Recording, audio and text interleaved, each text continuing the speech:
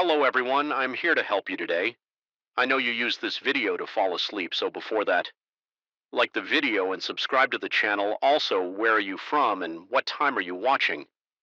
Now get comfortable and relax. The first night in my new apartment, I woke at 3:17 a.m. with my heart pounding against my ribs. Something had pulled me from sleep, a sound so faint it might have nothing more than the building settling. But I knew better. It was a knocking, deliberate and patient, coming from the hallway where that antique mirror hung three soft taps like knuckles, testing the strength of glass. By the time I gathered enough courage to check the hallway, stood silent and empty, the mirror reflecting nothing but darkness. I should have taken it down that very night. The realtor had called the apartment a steal. Previous tenant left. L. She'd explained, voice dropping to a conspiratorial whisper, family emergency out of state, left most of the furniture behind rather than pay for storage. Her smile had been practiced professional, just sign here, initial there. Congratulations on your new home. I'd been desperate after the divorce, anything to escape the suffocating emptiness of the house where Lisa and I had once planned a future. The apartment felt like a fresh start, compact, but tastefully furnished with a mix of mid-century pieces and a few older items that gave the place character. The carved wooden mirror in the hallway caught my attention. Immediately, it hung between the living room and bedroom, impossible to avoid when moving through the apartment. 7 feet tall with an ornate frame of dark wood, it dominated the narrow space. The glass itself seemed unusually deep, as if the reflection extended farther than it should. When I asked the realtor about it, she shrugged. Came with the place. Previous tenant insisted we leave it exactly where it is.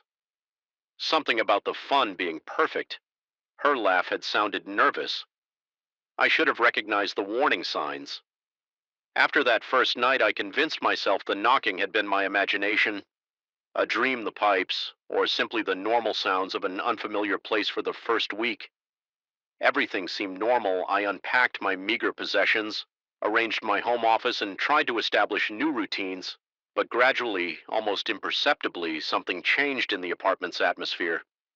The air grew heavier, particularly in the hallway. Walking past the mirror required a subtle but unmistakable effort, like pushing through invisible cobwebs. The temperature fluctuated inexplicably. Sometimes I'd wake drenched in sweat despite the thermostat reading 65 degrees. Other times I'd find myself shivering under three blankets.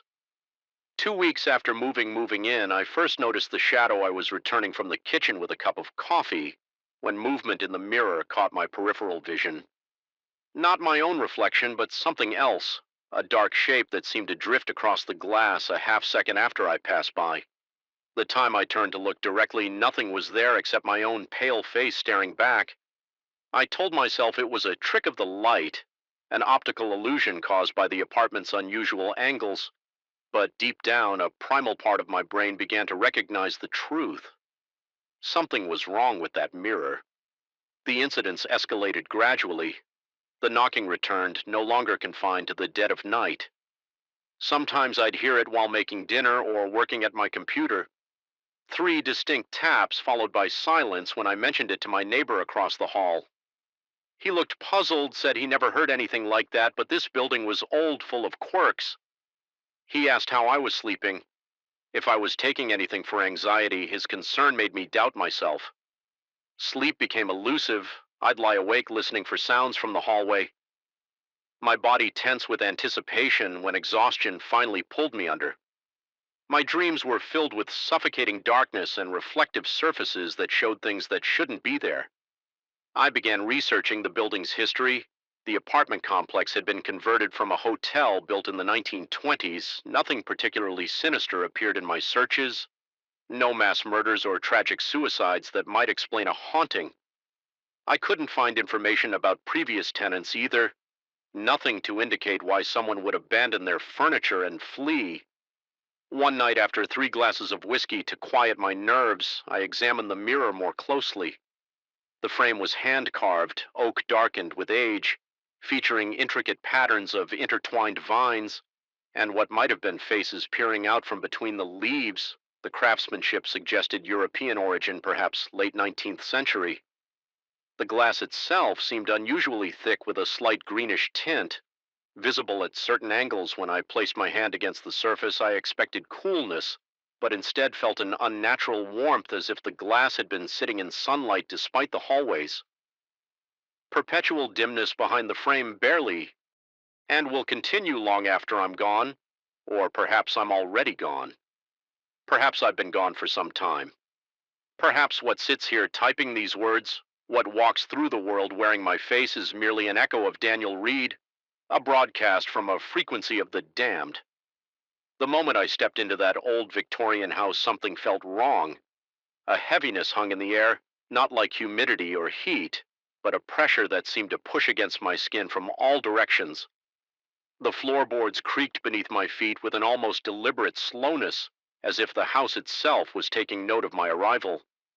I should have listened to that first instinct, that primal warning system we've all inherited from our ancestors who knew better than to wander into places where they weren't welcome. But I ignored it, chalking it up to travel fatigue and the natural uneasiness of staying somewhere unfamiliar. My college buddy Mark had invited me to spend the weekend at his family home, a sprawling two-story Victorian that had been in his family for generations.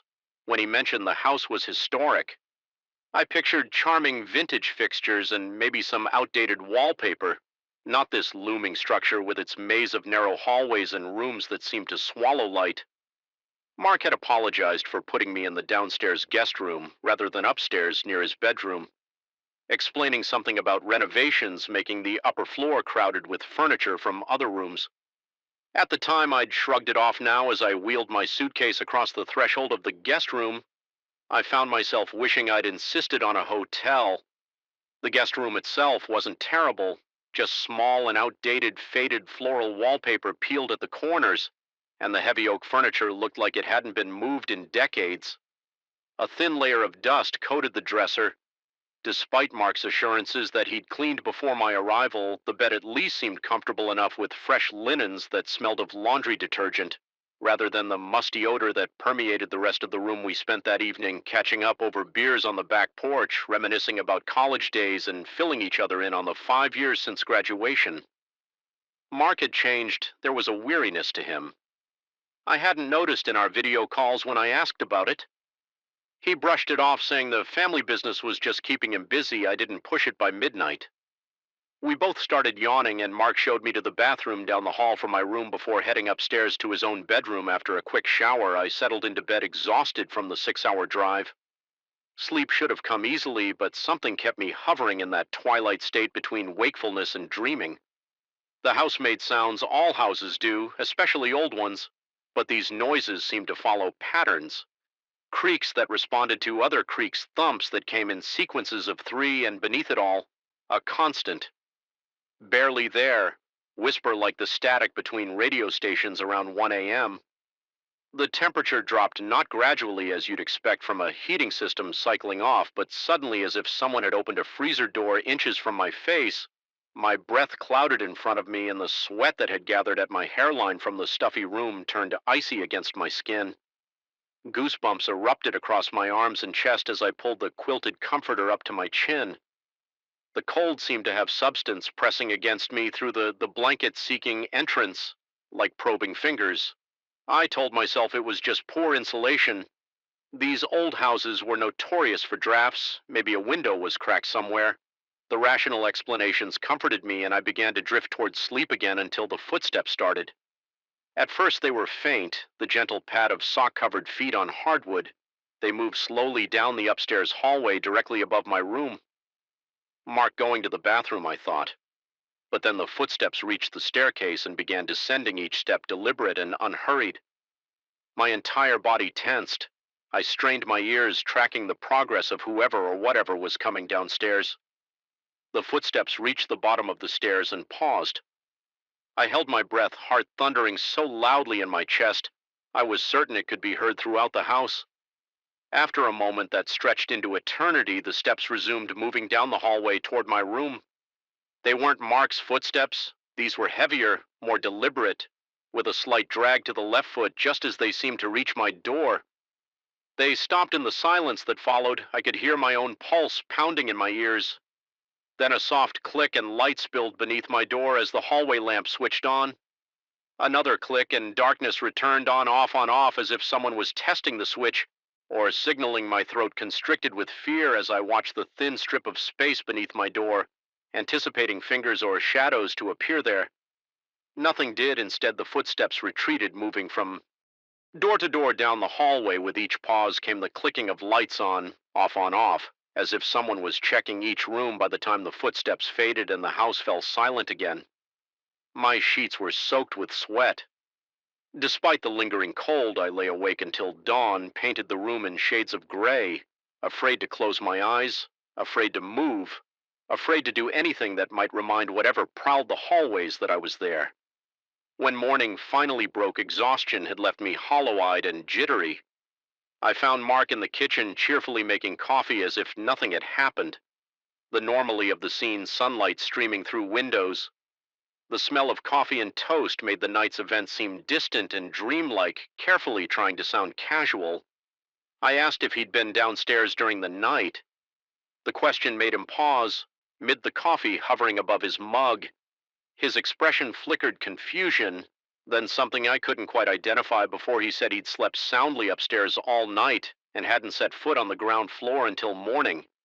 He hadn't heard anything unusual either when I described the footsteps and the lights. He frowned thoughtfully before suggesting old wiring might explain the lights, and the house settling could account for the sounds. His explanation was reasonable, but the look in his eyes didn't match his dismissive words. There was worry there, carefully masked, but unmistakable.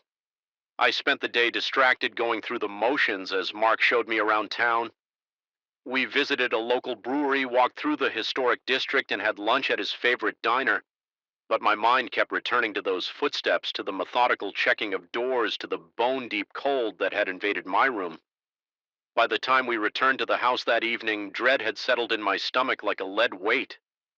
Mark must have noticed my unease. He suggested watching movies in the living room until late, subtly delaying bedtime without acknowledging why I was grateful for it. But eventually fatigue won out and we both retreated to our rooms around 1 a.m. I lay in bed, every muscle tense, listening for any sound out of place. The house seemed quieter than the previous night, almost deliberately, so as if it was holding its breath. I checked my phone, 1:47 a.m. Still early, the night stretched ahead of me, long and uncertain. At precisely 2 a.m. the cold returned. This time I was prepared for it, having layered on a sweatshirt over my t-shirt before getting into bed. What I wasn't prepared for was how much more intense it would be. The previous night's chill had been uncomfortable. This was painful. The air burned my lungs with each breath. My fingers grew numb despite being tucked under the blankets. Frost patterns began forming on the inside of the window, spreading like skeletal fingers across the glass. The footsteps, when they came, were different too, no longer cautious and exploring. They moved with purpose down the stairs, along the hallway, straight to my door. No checking other rooms, no flickering lights. Whatever had been searching last night had found what it was looking for. My door had no lock, just an old-fashioned brass knob with a keyhole that hadn't seen a key in decades. I watched, paralyzed with terror, as the knob began to turn slowly, metal scraping against metal in the silence. My breath caught in my throat. The door, thank God, stuck slightly in its frame. A quirk of old houses where nothing quite fits anymore, and the knob turned back to its original position. A pause, then it began turning again, more forcefully. This time, adrenaline surged through me. Breaking my paralysis, I lunged from the bed and pressed my full weight against the door, trapping my foot against the base to block any attempt to push it open. The knob stopped turning immediately for several heartbeats. Nothing happened then. Slowly, the knob began turning in the opposite direction, as if whoever was on the other side was testing the mechanism. A sound escaped me, something between a gasp and a whimper, and instantly all movement ceased. The silence that followed was absolute, broken only by my ragged breathing. Gathering every ounce of courage, I yanked the door open, prepared to confront whoever, whatever was there. The hallway was empty, but the air in the hallway rippled like heat waves rising from summer pavement, and the lights began to flicker. Not just one, but all of them in perfect synchronization, on, off, on, off, on, off. faster and faster until it became a strobe effect that sent shadows leaping and dancing along the walls. The shadows moved against the light, twisting into shapes that almost resembled a human figure but elongated and distorted with limbs that bent at impossible angles. I slammed the door shut and wedged a chair under the knob, backing away until I hit the opposite wall. My heart hammered so violently I feared it might crack my ribs. Sweat poured down my face. Despite the freezing temperature, the logical part of my brain scrambled for explanations: power surge, hallucination from sleep deprivation, overactive imagination, but none of them stuck. What I'd seen in those flickering lights defied rational explanation. For hours, I sat on the bed, back pressed against the headboard, eyes fixed on the door. The lights in the hallway continued their frantic pattern, visible in the thin strip beneath the door, but no further attempts were made to enter my room by the time dawn broke. My eyes burned from staying open so long, and my body ached from being held tense for hours. I waited until I heard Mark moving around upstairs before venturing out of my room. The hallway looked perfectly normal in the morning light. No sign of the electrical chaos from the night before when I examined the lights, which as they worked flawlessly with no flickering or hesitation over breakfast. I tried to broach the subject again, this time instead of dismissing my concerns. Mark grew quiet. He stared into his coffee cup for a long moment before asking in a carefully neutral tone if I'd actually seen anyone in the hallway when I described the rippling air and the shadows that moved wrong. Something like relief crossed his face. Finally, he admitted that strange things had been happening in the house since his grandmother died 6 months ago. Nothing dangerous. He hastened to add just unsettling lights, with minds of their own footsteps when no one was there. Cold spots that came and went. His father had the wiring checked, the heating system inspected, even brought in a team to look for drafts or structural issues. They found nothing. What Mark said next chilled me more than any ghostly encounter his grandmother had been. The house's was caretaker for decades, maintaining certain old traditions she claimed kept the family safe after her death. No one knew exactly what these traditions entailed or how to continue them. Mark's father dismissed it all as superstition, but Mark wasn't so sure the disturbances had started. Small, easily attributed to imagination or coincidence, but had grown increasingly difficult to ignore. The guest room where I was staying had been his grandmother's room. I packed my bags within the hour. Mark didn't try to convince me to stay, if anything. He seemed relieved I was leaving as I loaded my car.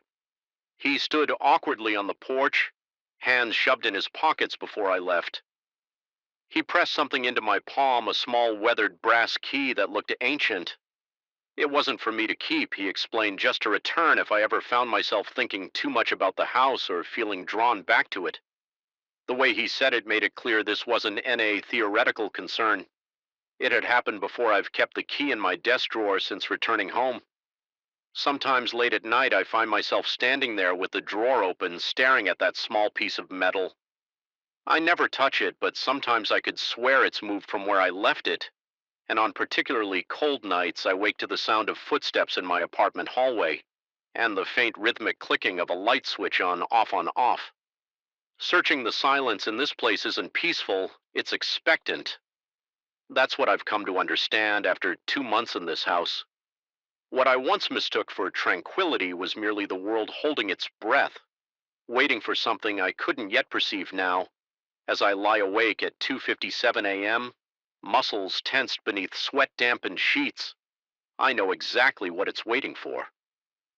I moved to 117 Oakwood Lane seeking an escape from city life. My tech job had gone remote, and the pandemic had taught me I didn't need the constant hum of urban existence to feel alive. What I needed was space quiet, a place where my thoughts wouldn't have to compete with the cacophony of 1,000 strangers living their lives in proximity to mine. The realtor had been almost apologetic about how isolated the property was, the nearest neighbor a quarter-mile down the winding rural road. The town center, a 15-minute driveway, perfect. I thought absolutely perfect. The first few weeks fulfilled every promise of the peaceful retreat.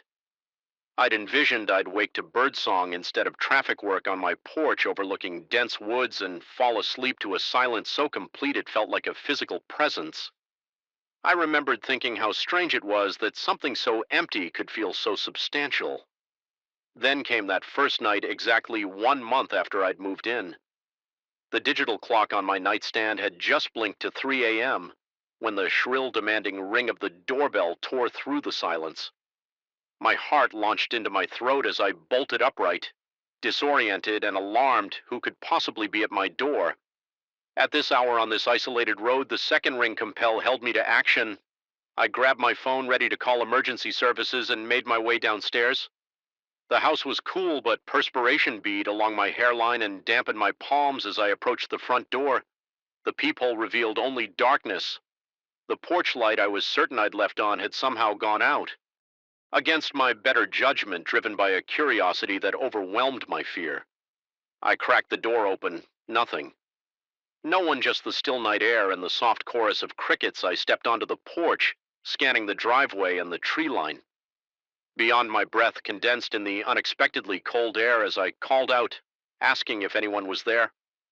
Only the distant hoot of an owl answered, convincing myself it had been some teenagers from town playing a prank.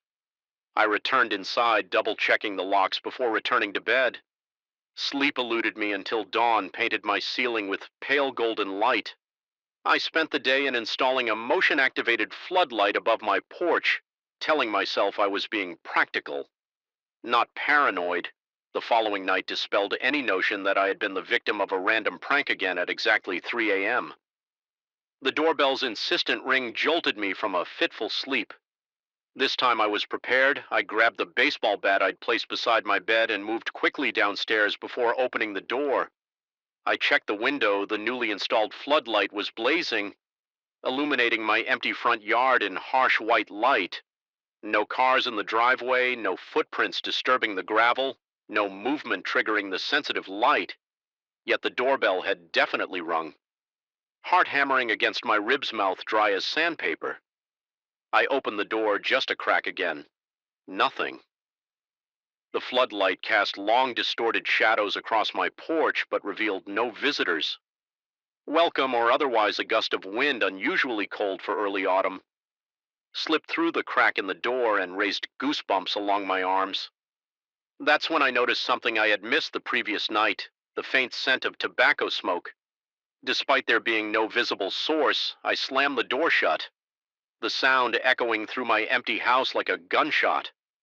My hands trembled as I engaged all 3 locks, and I spent the remainder of the night on my couch clutching my baseball bat. Every muscle tense and ready when morning came. I installed a security camera above my door, positioning it to capture anyone approaching the porch. The rational part of my brain suggested a faulty doorbell system, perhaps triggered by electrical surges or wildlife.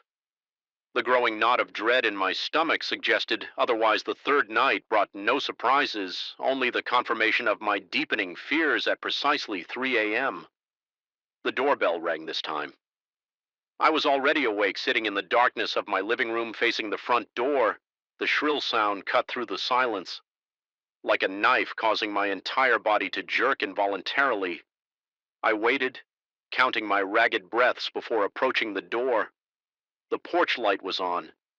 The security camera was recording. I opened the door to the same emptiness as before.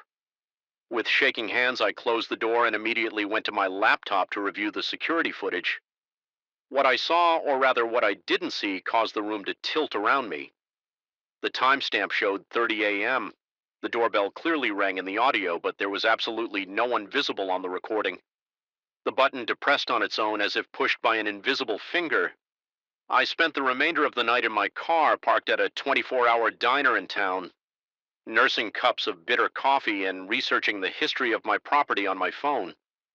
What I discovered sent icy tendrils of fear crawling up my spine. The house at 117 Oakwood Lane had been built in the late 1970s by a man named Howard Mercer, a night shift worker at the now-defunct paper mill. According to local news archives, Mercer was known for returning home at odd hours, often around 3 a.m. Following his shift and a few drinks at a bar that once operated near the mill in 1986, Mercer vanished. Without a trace, his car was found parked in his garage. His wallet and keys were on the kitchen counter. His dinner dishes were still in the sink. But Howard Mercer was gone. The case went cold after a few months of fruitless investigation. The house remained empty for nearly 2 years before being sold, and since then had changed hands numerous times, never housing a single owner for more than a few years. The online forums and local history blogs painted a picture of a property that had developed a reputation for being uncomfortable or unsettling. Former residents reported unusual cold spots, unexplained noises, and a persistent feeling of being watched. None, however, had mentioned a doorbell ringing at 3 a.m. I returned home as the sun was rising, casting long shadows through the trees lining the driveway in the harsh light of day. My fears seemed almost laughable. A faulty doorbell, an electrical issue, my own imagination running wild. After discovering the house's history, I resolved to have an electrician inspect the wiring system and put the matter to rest. The local electrician who arrived that afternoon found nothing wrong with the doorbell system. He checked the wiring, the button mechanism, and even installed a new chime, assuring me that any issues had now been resolved. I thanked him, ignoring the skeptical look he gave me when I explained the 3 a.m. ringing before leaving. He hesitated on the porch, staring at the house with an unreadable expression when I asked if something was wrong. He simply shook his head and suggested I consider having the house blessed. I laughed it off, but the sound rang hollow. Even to my own ears that night, I prepared for a confrontation. I disabled the doorbell system entirely, physically disconnecting it from its power source. I set up additional cameras covering every approach to the house. I left lights on throughout the first floor. I even considered spending the night elsewhere, but some stubborn part of me refused. Us used to be driven from my home by what was likely just an old house settling or an electrical quirk. The technician had missed at 2:45 a.m. I positioned myself in the living room, lights off with a clear view of the front door. My mouth was dry, my heart already racing in anticipation. The minutes ticked by with excruciating slowness, each second stretching like taffy in the darkness. 3 a.m. arrived without incident. No ring, no sound at all, except for my own ragged breathing and the soft ticking of the antique clock in the hallway. Relief washed over me, followed immediately by embarrassment at how worked up I'd become. I was just about to head upstairs when I heard it. Not the ring of the doorbell, but something far more unsettling. 3 distinct knocks on the front door. My blood turned to ice in my veins. I couldn't move, couldn't breathe. As those 3 knocks echoed through the silent house, they weren't loud or aggressive, just firm, deliberate, as if whoever was knocking knew I was inside, knew I was listening, and was in no hurry. Minutes passed as I sat frozen in place. No further knocks came eventually. I forced myself to approach the door on legs that threatened to buckle beneath me. The peephole showed only my empty, well-lit porch against every instinct screaming within me. I opened the door. The night air rushed in unusual cold and carrying that same faint scent of tobacco smoke. My security lights illuminated every corner of my front yard, revealing absolutely nothing out of place. But as I stood in the doorway, a sensation crept over me that I was not alone. It wasn't a sound or a sight. It was a presence as tangible as a hand on my shoulder. I slammed the door shut and spent the remainder of the night huddled in my bedroom, lights blazing, checking and rechecking the security camera. Fay reads on my laptop, they showed nothing. No visitors, no movement, no explanation for the KNX. I'd heard so clearly the following day, I drove to the local historical society, determined to learn more about Howard Mercer and the history of my property. The elderly volunteer who assisted me seemed unsurprised by my questions. She explained that while the official records showed Mercer as a missing person case, never solved local rumor had long held that he had met with foul play. Some suspected a drifter passing through town. Others whispered about gambling debts to dangerous people. A few even suggested he had simply walked into the woods behind his property one night and chosen never to return to a life that had grown unbearable after his wife's death. Years earlier, what caught my attention, though, was her mention of Mercer's routine. According to former co-workers, he had been almost obsessively punctual, arriving at exactly the same time for his shift each night, and each morning he would return home at precisely 3 a.m., announcing his arrival with 3 knocks on his own front door a habit he developed to avoid waking his wife with the doorbell during the years before her passing and continued afterward out of ingrained routine. That night, I didn't even attempt to sleep at 2:45 a.m. I sat in my living room, lights off, waiting at precisely 3-hour a.m. The three knocks came again, deliberate, patient, expectant. This time I approached the door immediately, my terror giving way to a strange, detached curiosity. I opened it without hesitation. The porch was empty, but the presence I'd felt the previous night was stronger. Almost overwhelming, the tobacco scent hung heavy in the air, and despite the mild autumn night, my breath fogged in front of me, I found myself speaking aloud, asking if Howard Mercer was there. If he was trying to come home. No voice answered, but the porch light flickered once, twice, 3 times. That was 6 weeks ago, every night since then, at exactly 3 a.m. Three knocks sound on my front door. I've grown accustomed to it, even find myself waiting for it. A strange punctuation to my nights. I've learned that if I open the door immediately and acknowledge the presence with a simple greeting, the cold spot dissipates quickly and the night continues peacefully. If I ignore it, small disturbances plague my house until dawn. Lights flickering, doors creaking open, the persistent scent of tobacco growing stronger until it becomes almost suffocating, I've considered. Moving, of course, but some combination of fascination and compassion keeps me here. I understand now what Howard Mercer is doing. He's coming home as he did every night for years. This is still his house in some fundamental way, and he is following the patterns etched into whatever remains of his existence. Last week, I established a new routine at 2:55 a.m. I brew a cup of coffee and place it on the small table on the porch beside an ashtray and a lit cigarette at 3 a.m. The knocks come. I open the door, greet the empty porch, and then return to bed by morning. The coffee cup is always empty. The cigarette burned down to the filter. The real estate agent never mentioned that my house came with a roommate who only exists at 3 a.m. But as the autumn chill deepens into winter, I find I don't mind sharing my isolated sanctuary with Howard Mercer. We've reached an understanding, this ghost and I. He's not trying to drive me away or harm me. He's simply coming home as he has every night for decades to the only place he still exists. Sometimes I wonder if I should be afraid. The rational part of my mind insists that I'm enabling my own delusion, creating rituals around coincidence and house noises. But when I wake in the night and sense that familiar presence moving through the rooms, never threatening, just present, I understand something profound about loneliness. Howard Mercer doesn't want to frighten me. He just doesn't want to be forgotten in the only space where memory of him persists. So I stay marking each night with our strange communion, and sometimes in those quietest hours between midnight and dawn, I catch myself wondering which of us is truly haunting this house on Oakwood Lane. The first night I spent in my father's house, I heard scratching from the walls. Not the familiar scurrying of mice or the gentle settling of an old structure, but deliberate rhythmic scratching as if something were trying to communicate 3 slow drags followed by silence. Then 3 more. I told myself it was just the house speaking its ancient language, the way all old buildings do. But deep down I knew better. This house had secrets. My father had taken to his grave, and something in the darkness was beckoning me to uncover them.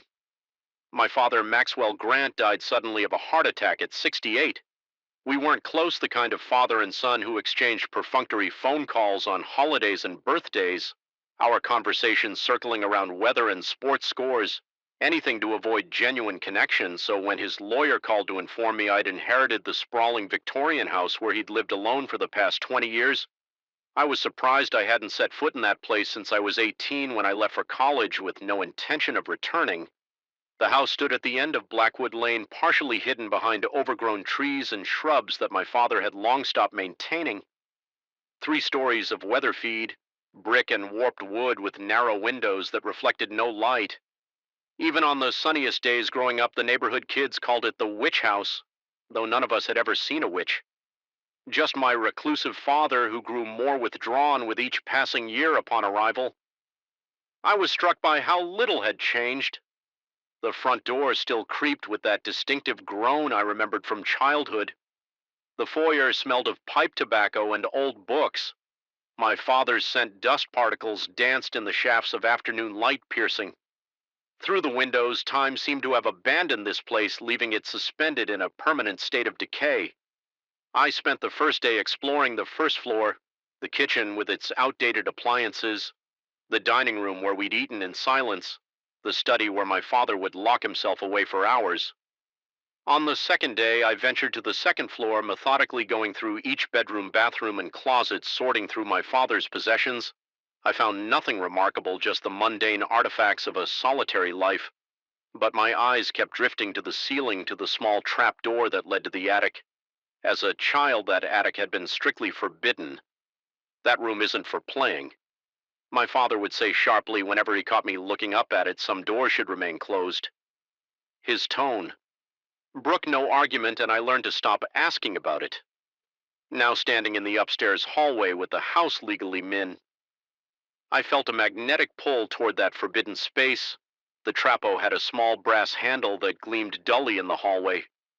Light, my palm was slick with sweat as I reached up and pulled the hinges, protested with a screech that set my teeth on edge, and a narrow wooden staircase unfolded before me. The musty smell of neglect wafted down, carrying decades of dust and disuse. My heart hammered against my ribs as I ascended the creaking steps, each one threatening to give way. Beneath my weight, the attic was exactly as one might expect. Low-ceilinged, dimly lit by the gray light filtering through a single round window. Discarded furniture huddled beneath yellowed sheets like forgotten ghosts. Cardboard boxes were stacked in precarious towers, their contents a mystery. But what caught my attention was the far wall where the roof sloped down to meet the floor. There, partially hidden behind an old wardrobe, was a door, small like it had been designed for a child. Though I immediately pushed that thought away, the door was secured with an ancient padlock, its metal surface pitted with rust. I told myself I should leave, should respect my father's obvious wish to keep this place sealed. But curiosity, that dangerous, insatiable force, pushed me forward. I found a crowbar in a toolbox downstairs and returned to force the lock. It gave way with surprising ease, as if it had been waiting all these years for this moment. Beyond the small door was a space that shouldn't have existed. The dimensions of the house, as I understood them, didn't allow for this room. It was roughly the size of a modest bedroom, with walls of unfinished wood and a floor of bare planks. The air inside was unnaturally cold, raising goosebumps along my arms.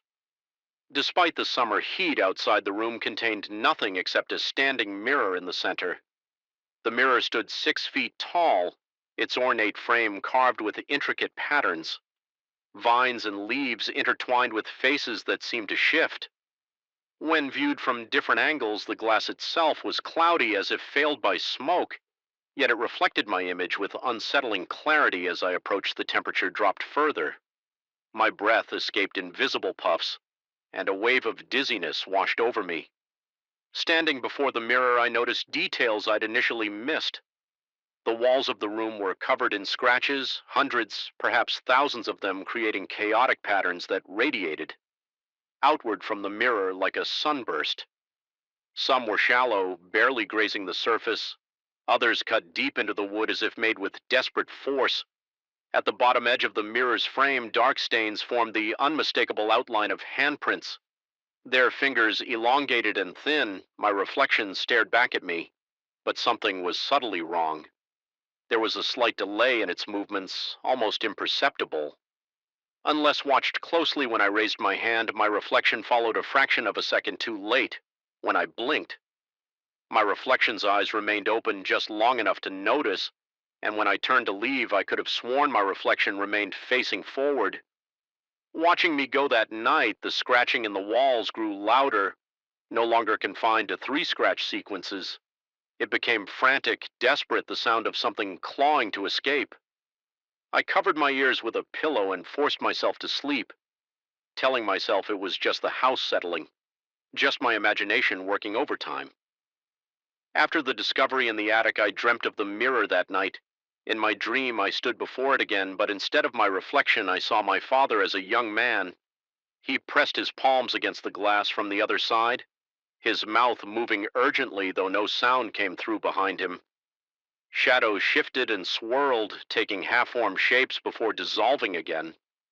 I tried to read his lips, tried to understand what he was so desperate to communicate, but then the glass began to crack beneath his hands, and I woke up gasping, drenched in cold sweat. The following days developed a routine. I would spend my mornings and afternoons sorting through my father's belongings, preparing the house for eventual sale. But as evening approached, an irresistible compulsion would draw me back to the attic room. Back to the mirror, I began to notice changes. The cloudiness of the glass seemed to shift, sometimes clearing to perfect transparency, other times darkening until my reflection was barely visible. The temperature in the room fluctuated wildly on one visit. So cold my fingers turned blue on the next, so warm I broke into a sweat. I found myself speaking to the mirror, asking questions that echoed in the empty room. What are you? What did my father do? Why am I here? The mirror offered no answers, just my own reflection with that unsettling delay, that wrong quality I couldn't quite define. I started experiencing lost time. I would enter the attic room in the early evening and emerge to find it was past midnight. With no memory of the intervening hours, my sleep became fragmented, disrupted by the constant scratching that now followed me throughout the house. It no longer came just from the walls, now it emanated from beneath floorboards, from inside closets, from behind the shower curtain. During one of my investigations of the house, I discovered a hidden compartment in my father's desk. Inside was a leather-bound journal, its pages filled with my father's cramped handwriting. Most entries were mundane daily activities, weather observations, occasional reflections on his solitary life. But scattered throughout were cryptic references to the observer and the thin place. Upstairs, one passage dated just 3 months. Before his death stood out, it's getting stronger.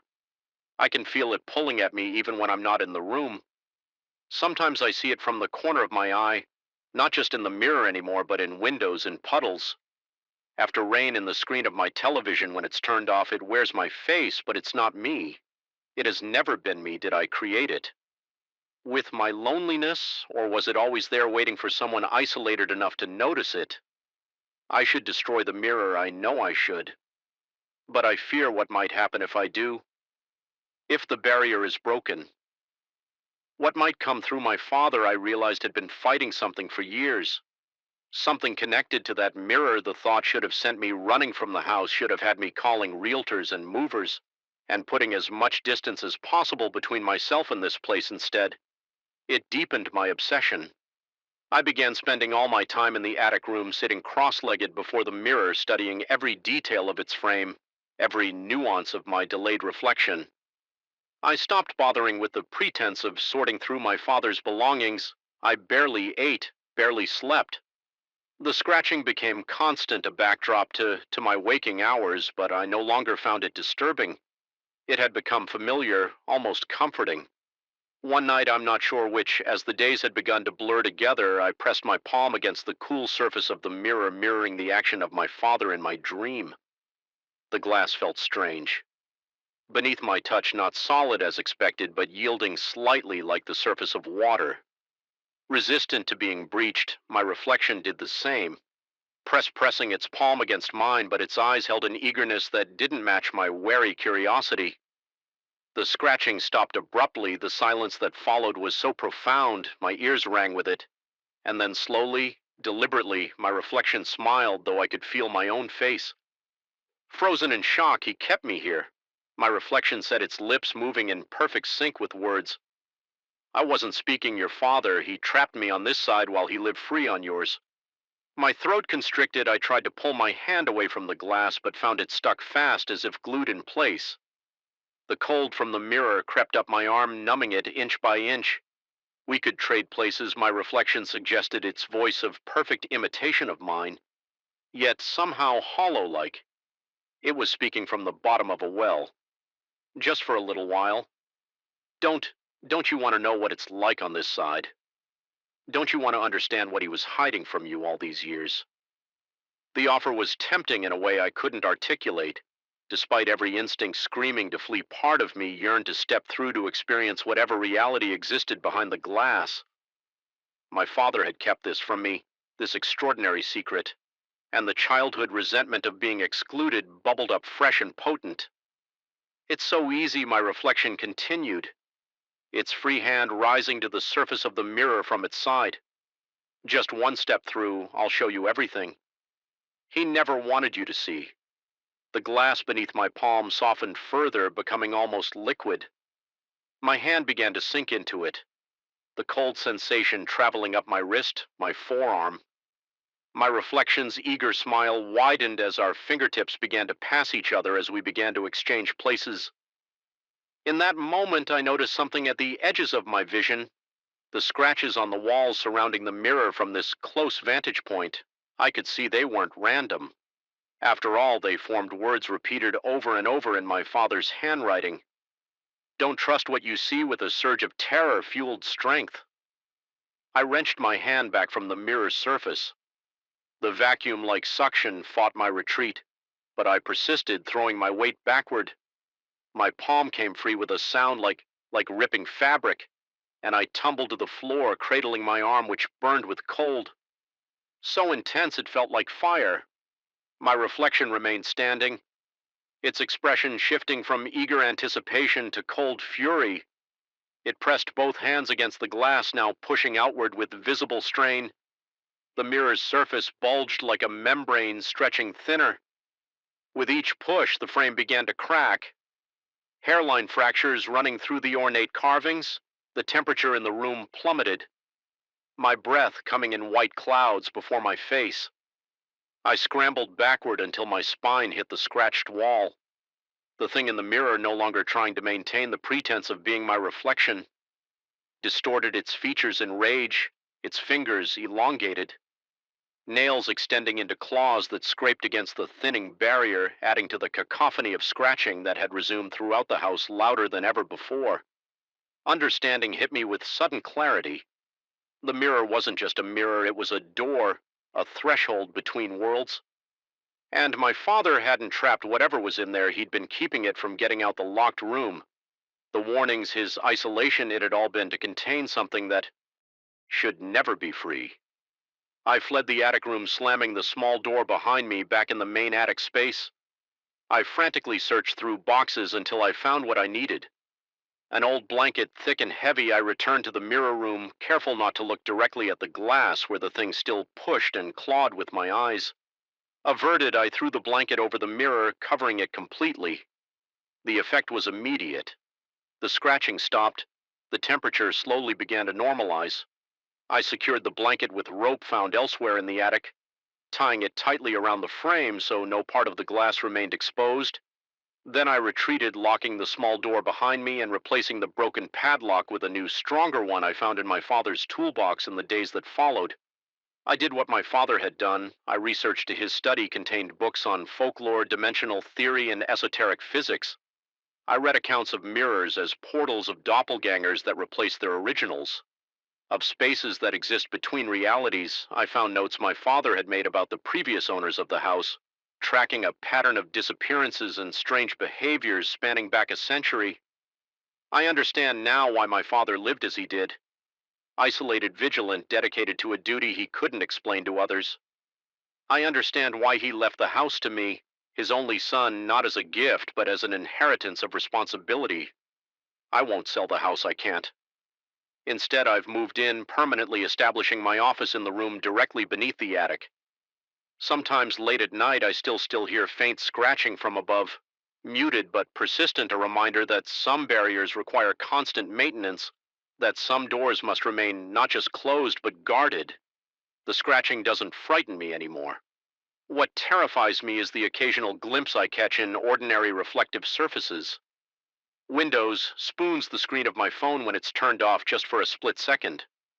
My reflection smiles before I do, blinks after I do, watches me with patient, hungry eyes, and sometimes in dreams I see my father on the other side of ordinary mirrors.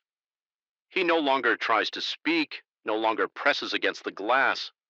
He simply watches me with sad, knowing eyes, warning me, reminding me some doors should remain closed the moment I step into the Blackwood building.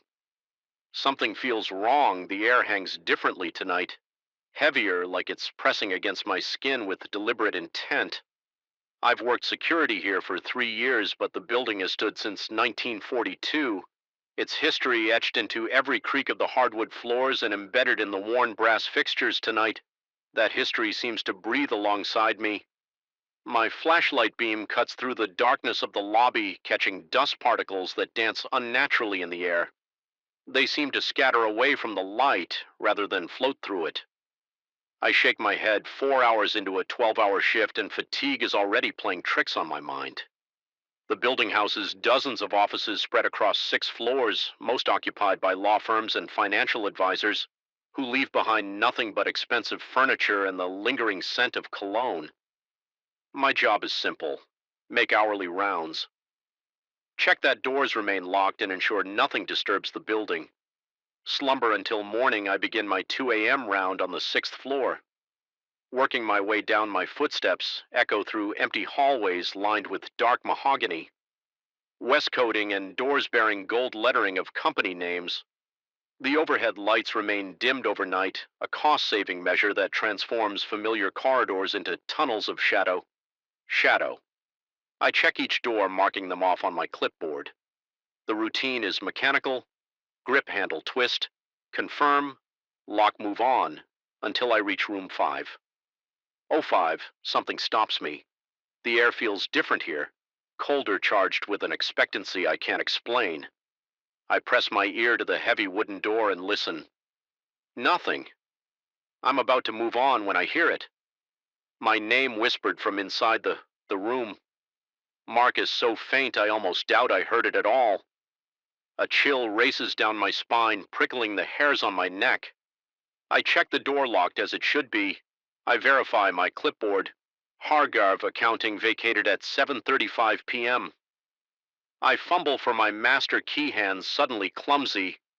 The lock clicks, but the door won't budge. Locked from the inside. Impossible. I note the anomaly and continue. My rounds attempting to dismiss the incident as imagination, yet my heart pounds in my chest. Each beat an argument against rationality. 20 minutes later, I finished the 5th floor and moved to the 4th, but thought of room 5. 05 pulls at me, an insistent itch, demanding to be scratched. I decide to check it again before descending further. The corridor seems longer on my return. The emergency exit sign at the far end pulses with an uneven rhythm. C casting intermittent red shadows across the walls as I approach room 5. 05, my flashlight beam catches the door. Now standing ajar by several inches, my throat constricts. I know with absolute certainty I'd verified it was locked inaccessible even with my key. I radio the front desk asking if any other staff entered the building. The night receptionist's groggy voice confirms I'm the only one on the premises. Besides him downstairs, I push the door open with my foot service pistol. Drawn for the first time in my career, the beam of light jumps across the room: empty desks, filing cabinets, office chairs. Nothing unusual except for a single wooden chair positioned in the center of the room facing the door, facing me as if someone had been sitting there waiting. The room temperature drops 15 degrees. Compared to the hallway, my exhaled breath forms clouds in the air. I holster my weapon and step inside, checking behind desks and opening the small closet. Nothing, but as I turn to leave, I notice the chair has rotated slightly now, angled toward the door as if tracking my movement. I back out, close the door firmly, and continue my rounds. My rational mind presents explanations: air currents, an uneven floor, my own disturbance of the room. Stillness, yet none convince the primitive part of my brain, screaming that something is wrong. The following nights bring escalating disturbances. On Tuesday, I find 3 doors unlocked that I personally secured hours earlier. Wednesday, the elevator activates itself, traveling between floors with no passengers inside. Thursday, I discover every computer in the 3rd floor law office glowing with active screens, though the power should be disabled. After hours, I request the building's maintenance history and employee records, searching for patterns or explanations. The night janitor, Eduardo, has worked here for 20 years. When I casually mention the disturbances, his weathered face pales.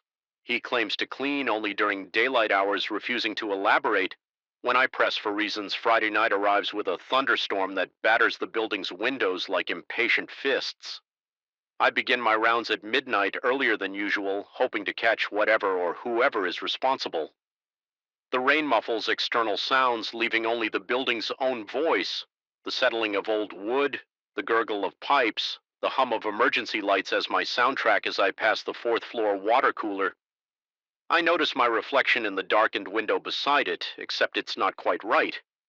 My movements lag by half a second as if my reflection is deciding whether to follow me. I freeze and it freezes. I raise my hand and it raises its hand, but only after a noticeable delay. I lean closer to the glass, studying the anomaly when my reflection smiles, though my own face remains locked in concentration. I stumble backward, blinking hard. When I look again, the window shows only a normal reflection, but now I feel watched from every angle, from behind closed doors, from air vents, from the very walls themselves. The sensation of eyes crawling across my skin becomes so intense, I have to resist the urge to tear at my uniform. I continue my patrol with sweat beading my forehead. Despite the building's chill, every shadow seems to stretch toward me, every reflective surface promises movement just beyond my direct gaze. The building has developed a pulse, its ancient infrastructure now pumping something other than electricity and water through its veins at 2:13 a.m. The power fails. Emergency lights kick on, bathing the corridors in a dim amber glow. I call the electric company from my cell phone, learning that despite the storm, no outages have been reported in the area. The building systems have decided to go dark on their own. I make my way to the basement to check the circuit breakers. Each step down the narrow stairwell feels like a descent into something waiting. The basement houses maintenance rooms, storage, and the building's ancient boiler, a mammoth iron contraption that has heated the structure since its construction. The breaker room door stands open, though it should be locked inside. In the beam of my flashlight, I find every switch flipped to the off position. No malfunction. Someone or something intentionally killed the power. As I reset them one by one, I hear movement behind me, a shuffling step, the brush of fabric against concrete. I whirl around, light cutting through. Darkness, heart, hammering against my ribs, nothing. Just the boiler room door across the hall, now standing open when I'm certain it was closed. Steam billows from inside, incongruous. Since the heating system shouldn't be running in summer, I should call for backup. I should leave instead. Drawn by the same compulsion that keeps bringing me back to room 505. I approach the boiler room. The doorframe radiates heat inside the massive boiler. Roars at full capacity, its pressure gauge edging toward the red. The room swelters at over 100 degrees. Pipes, CL blanking and hissing, written in the condensation on the boiler's curved metal surface, is a name Marcus. My name in handwriting I recognize as my own, though I have no memory of writing it. I back away, fumbling for the door when the boiler's rumble changes. Visible in the narrow gap between mirror and wall, I discovered a small engraving. The lettering was worn, but still legible. V quad, V non-pest. My rudimentary Latin translated it roughly as to see what cannot be seen. The phrase sent a surge of cold dread through my chest. A month into my tenancy, I began avoiding the hallway whenever possible. I'd take circuitous routes through my own apartment, pressing against the opposite wall when forced to pass the mirror. I kept my eyes averted, focusing on the floor, the ceiling, anywhere but the reflective surface. Still, I could feel something watching me from behind the glass, a presence that grew more palpable. With each passing day, my ex-wife called to check in, concerned by my increasingly infrequent and disjointed text messages. Her voice on the speakerphone sounded distant as she asked if I was taking care of myself. I assured her I was fine, just adjusting to the new place, buried in work, when she suggested visiting. Panic seized my throat, the thought of Lisa in the apartment walking past that mirror exposed to whatever lurked behind. Behind it was unbearable. I fabricated excuses about travel plans and deadlines until she reluctantly accepted my rejection. The truth was, I couldn't bear the thought of anyone else witnessing what was happening. Either they would see nothing confirming my descent into madness, or worse, They would see what I saw, validating my growing terror. The incident that pushed me past my breaking point occurred 43 days after moving in. I was returning from a outing dinner with colleagues that I'd forced myself to attend when I heard it. Not the familiar soft knocking, but a single violent thud against the mirror like a body thrown against glass. The sound reverberated through the empty apartment, stopping me cold at the entrance. I stood frozen in the doorway, keys clutched in my trembling hand, sweat instantly beading on my forehead. Despite the autumn chill, the hallway light flickered erratically, casting wild shadows across the walls. My breath came in, shallow gasps as I forced myself to approach the mirror. The glass appeared intact, no cracks or distortions visible on its surface, but as I stared at my reflection, something shifted in the depths behind my image. My reflection's expression remained neutral while terror contorted my actual face. Then, with deliberate slowness, my reflection's lips curved into a smile I wasn't making. I stumbled backward, my spine hitting the opposite wall with enough force to knock the air from my lungs as I slid to the floor, legs suddenly unable to support my weight. The lights in the hallway stabilized, the mirror showed only my horrified expression matching my actual face once more. But the damage was done. I'd seen the separation, the proof that what lived in the glass wasn't merely a reflection I spent that night in my car parked outside a 24-hour diner, too terrified to return to the apartment. When exhaustion finally overcame my fear around dawn, I made a decision I couldn't abandon the apartment like the previous tenant. My finances wouldn't allow it, but I couldn't live with that mirror any longer. The specialist I found online described herself as an object historian with expertise in problematic artifacts. Dr. Eleanor Weiss arrived the next afternoon carrying a leather case filled with tools that looked more appropriate for an exorcism than an antique appraisal. A small woman in her 60s with silver hair and piercing eyes. She displayed none of the skepticism I'd come to expect when describing my experiences. She studied the mirror without touching it, circling it slowly while taking measurements and photographs when I recounted the knocking, the shadows, and the reflection's independent movement. She nodded as if hearing a familiar story. According to Dr. Weiss, certain objects could become vessels for entities or energies under specific circumstances.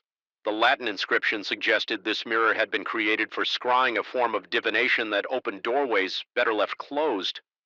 Her explanation should have sounded ridiculous, the ravings of a charlatan. Instead, each word resonated with terrible truth, confirming what I already knew on a visceral level. Something had been invited into this mirror long ago, and now it was trying to come through. Dr. Weiss advised against removing or destroying the mirror. Such actions, she warned, might release whatever was contained within it. Instead, she performed what she called a binding ritual, placing small carved stones at each corner of the frame and applying a mixture of herbs and oils along its edges. She instructed me to maintain the binding by refreshing the oil weekly and never removing the stones before leaving. She fixed me with a solemn gaze. The entity was contained for now, she said, but bindings weakened over time. Her recommendation was clear: find another place to live as soon as possible. That night the knocking returned with renewed vigor. No longer the subtle taps had grown accustomed to, but pitch transforming into something like a voice. It speaks words I can't quite comprehend, but their meaning seeps into me. Nonetheless, a warning or an invitation, I can't tell which. The next week blurs into a nightmare of escalating incidents. I find my patrol logbook filled with entries in my handwriting that I never made. The word beneath appears scrolled on my clipboard, my office computer, my car's fogged window. The security cameras show nothing unusual except for unexplained gaps in footage. Precisely during my rounds, sleep becomes impossible, even at home miles from the Blackwood building. I wake to sounds of creaking wood and whispers. Just beyond comprehension, my apartment takes on aspects of the building. Shadows deepen, lights flicker. My bathroom mirror shows that same delayed reflection. I request personnel files from management, learning that 3 previous night guards left within their first month, the longest serving guard before me. Thomas Miller quit abruptly after 5 years, leaving behind only a resignation letter with a single line: It knows too much now. By my fourth week of disturbances, I've lost 15 pounds. Dark circles frame my eyes. The building's activities have grown bolder. Furniture rearranged into perfect circles. Overnight, every computer mouse in an office positioned to point at the door, the elevator repeatedly stopping at the second floor. Despite no one pressing its buttons, I become obsessed with room 505, returning multiple times each night, sometimes locked, sometimes open, always empty, yet feeling occupied. The wooden chair appears in different positions each visit, once I find it upended. Its legs pointing accusingly at the ceiling like a dead insect. I leave a voice recorder running in the room one night. When I retrieve it, the batteries are drained and it contains 3 hours of silence, broken only by a single clear sentence in what sounds like my own voice. You need to see what's underneath the building's blueprints. Reveal nothing unusual about room 505 or any other space. But Eduardo, who I finally convinced to talk, mentions renovations in the 1970s that enclosed an original staircase leading to a sub-basement. Not shown on current plans, I find the hidden door behind a storage shelf in the main basement. It opens to reveal narrow stone steps descending into darkness. The air rising from below carries the metallic scent of old wiring and something organic like soil and stagnant water. The stairs end at a flooded chamber. Black water covering the floor to ankle depth, my flashlight reveals. Walls covered in handwritten logs, dates, names, observations. Spanning decades. Among them, I find entries by Thomas Miller, my predecessor, describing the same phenomena I've experienced. His final entry, dated the day before, his resignation reads, "Only it's not the building that's haunted in the center of the room. Stands a wooden chair identical to the one in room 5. Oh, 5 half submerged in the dark water as I approach the surface. Ripples not from my movement, but from something stirring below. The water begins to drain through some unseen outlet, revealing the chair's legs. Then the floor beneath, carved into the concrete, is a perfect map of the building. Each room meticulously labeled small X marks indicate specific locations. The elevator, the boiler room, room 505, and others where I've experienced phenomena. I kneel to examine the map. My fingers tracing the outline of the building, the water continues to recede, revealing words carved around the perimeter. The building is not haunted, the guard is haunted. Cold realization washes over me. The phenomena appeared after I arrived, not before they follow me home. The building isn't haunted, I am, or rather the position I occupy is something ancient has attached itself not to the structure but to the role of its nighttime sentinel. As this understanding crystallizes, the atmosphere shifts. The oppressive weight that has followed me for weeks suddenly lifts the room, brightens. Though my flashlight remains dim, I feel acknowledged. As if passing some test of comprehension, I return to room 5051. Last time, the chair now faces the window instead of the door. On its seat lies my resignation letter, already completed in my handwriting. Awaiting only my signature beside it rests a personnel file for the next guard, who will take my place, who will inherit not just my duties, but my haunting. I have a choice. I can sign walk away, pass this burden to someone else, or I can stay, understand it, perhaps even master it. The building and I regard each other in new comprehension. The lights flicker once, twice, then stabilize brighter than before. I tear up the resignation letter. The chair rotates slightly toward me as if in approval. The night shift continues, but now on different terms. I am no longer an intruder in the building. Slumber, but its chosen companion.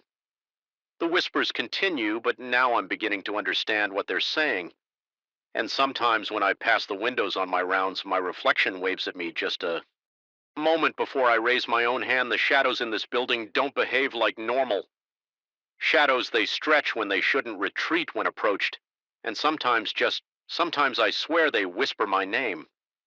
My apartment sits on the 7th floor of the Blackwood, a pre-war structure nestled between modern high-rises in downtown Chester. The contrast makes the building look even more ancient, a weathered face among smooth-skinned youths. I've lived here for 11 months now, and for 9 of them I've been convinced I'm not alone. The first incident happened on a Tuesday, I remember, because I had stayed late debugging code at the office. and by the time I dragged myself home, the midnight hour had come and gone. The elevator, a rattling brass cage that wheezed more than it moved, deposited me on my floor with its usual mechanical sigh. The hallway stretched before me, illuminated by sickly yellow bulbs that created more shadows than light the carpet. Once red, now a mottled burgundy brown absorbed my footsteps as I walked toward apartment 713. That's when I felt it a prickle at the nape of my neck. The unmistakable sensation of being watched. I turned, expecting to see Mrs. Ogie from 709, peering through her peephole as she often did. The hallway was empty, yet the feeling persisted, a weight pressing against my consciousness as tangible as fingers tracing my spine.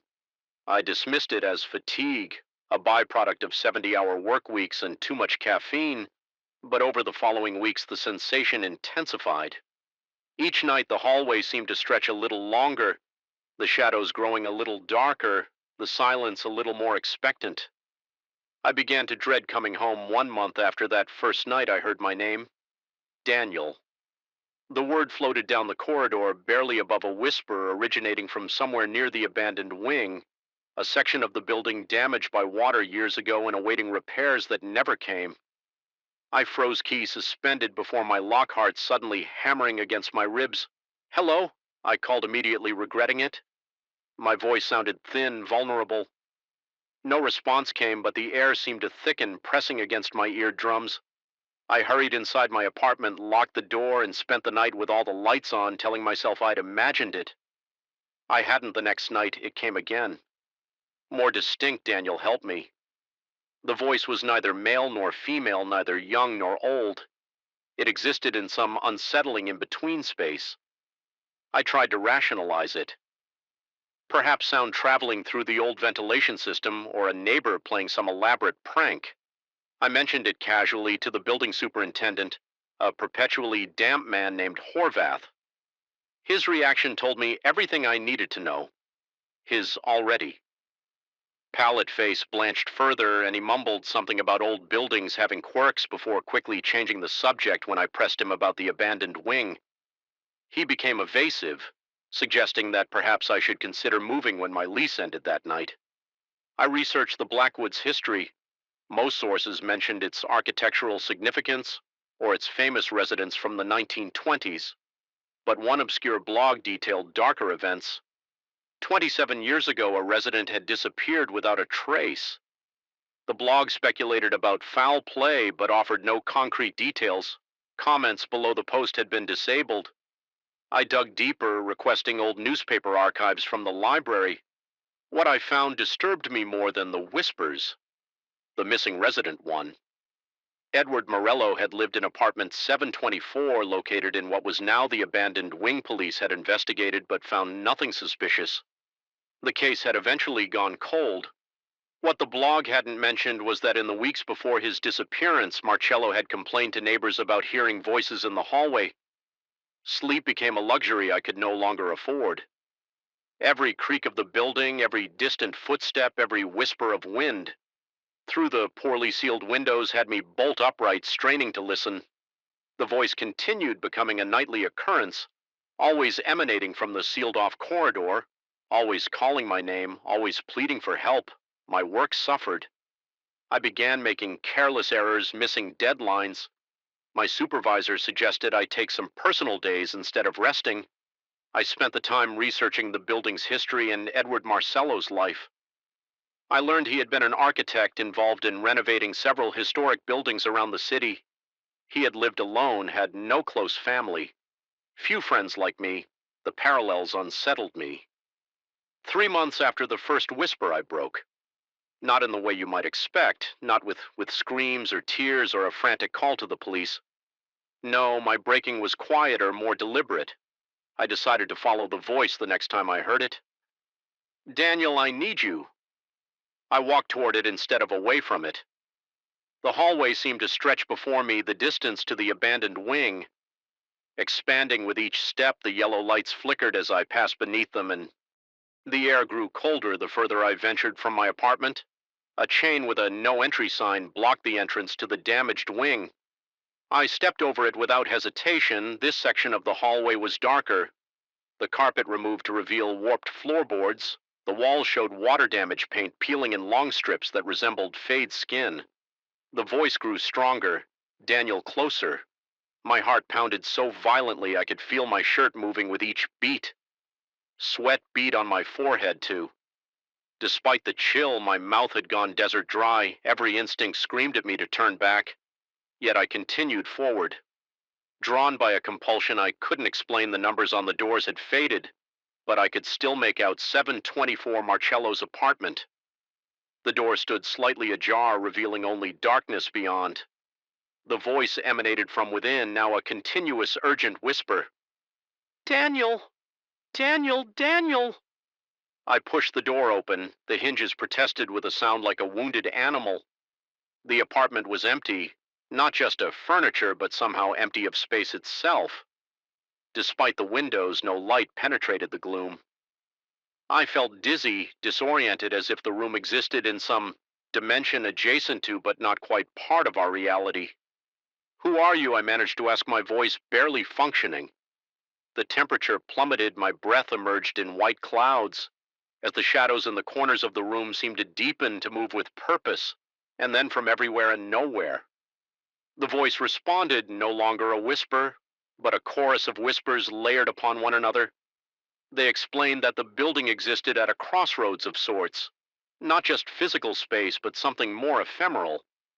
Marcello had discovered this while renovating, had found that certain configurations of architecture could create doorways. He had become obsessed modifying his apartment, attempting to communicate with whatever existed on the other side. He had succeeded too well.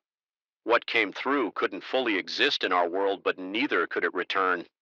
It remained trapped between states, gradually extending its influence throughout the building. It had called to Morello as it now called to me. I asked what had happened to him.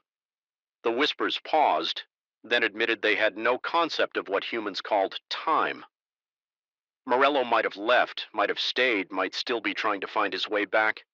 They couldn't say. They only knew that they were still trapped and that I could help them. My legs trembled beneath me. How, I asked, though part of me already knew. The shadows wet and contracted. The whispers suggested modifications to my apartment, slight adjustments to angles, removal of certain barriers, specific marks to be made on walls and floors. Nothing drastic, nothing that would alert the superintendent. Small changes that would help them extend their influence, help them reach others, help them become more. I stumbled backward toward the door. The shadows surged forward, not aggressively, but eagerly. The whispers rose in volume and urgency, explaining how I wouldn't be harmed, how I would be rewarded, how I would understand truths no other human could comprehend. I fled back in my apartment. I barricaded the door with furniture. I stuffed towels under the door and taped the windows. I turned on every light, every electronic device that emitted noise, television, radio, laptop, creating a barrage of sound to drown out any whispers that might penetrate my defenses. It didn't help that night. The voice found me. In my dreams, it showed me visions of what it promised. Knowledge beyond human understanding, perception. Beyond the limited five senses we possess, it showed me what Marcello had seen, the patterns hidden in reality that once recognized could never be unseen. I woke drenched in sweat, my throat raw as if I'd been screaming. On my bedside table lay a sheet of paper covered in drawings, angles, measurements, strange symbols, my own handwriting, but I had no memory of Kriya. It a blueprint for the modifications the whispers had requested. The following week passed in a fugue state. By day, I researched options for breaking my lease. By night, I fought the compulsion to begin the modifications. The whispers grew more persuasive, more reasonable. They explained that they weren't malevolent, merely different. They needed help to understand our world, to find their way back to theirs. Was that so wrong, wasn't I? Curious wouldn't anyone be? I found myself making small marks on the walls without realizing it, moving furniture slightly out of alignment, measuring angles between corners of my apartment. Each small action brought a surge of whispers approving. Encouraging my salvation came unexpectedly while researching the building's history at the city library. I discovered an architectural journal containing an interview with Edward Morello. From shortly before his disappearance in it, he discussed his fascination with non-Euclidean geometry and its application in creating spaces that challenge human perception. The interviewer had noted Marcello's excitement about his personal project modifications to his apartment in the Blackwood, but one detail stopped me cold. Marcello had mentioned hearing whispers that guided his work, that promised him knowledge. He had been thrilled, believing he was on the verge of a breakthrough. The interviewer had written it off as artistic eccentricity. The pattern became clear: whatever existed beyond that doorway needed human assistance to widen it. It had used Morello. Now it was using me, and if I succeeded where Marcello had perhaps failed, it would find someone else after me, continuing to expand its influence. That night I confronted the whispers. I told them I knew what they were doing, that I wouldn't help them. The shadows in my apartment contracted violently. The whispers became harsher, no longer pleading, but demanding the temperature dropped until I could see my breath objects shifted on shelves. My television turned itself on and off. My phone rang with no caller. I endured it all, repeating a simple mantra. I will not help you. By morning, the psychic assault had subsided to a sullen presence. The whispers continued, but with less force. I packed essential belongings and checked into a hotel, then began searching for a new apartment. I told Horvath I was breaking my lease. Due to personal reasons, the look of relief on his face confirmed he knew more than he had admitted about the building's secrets.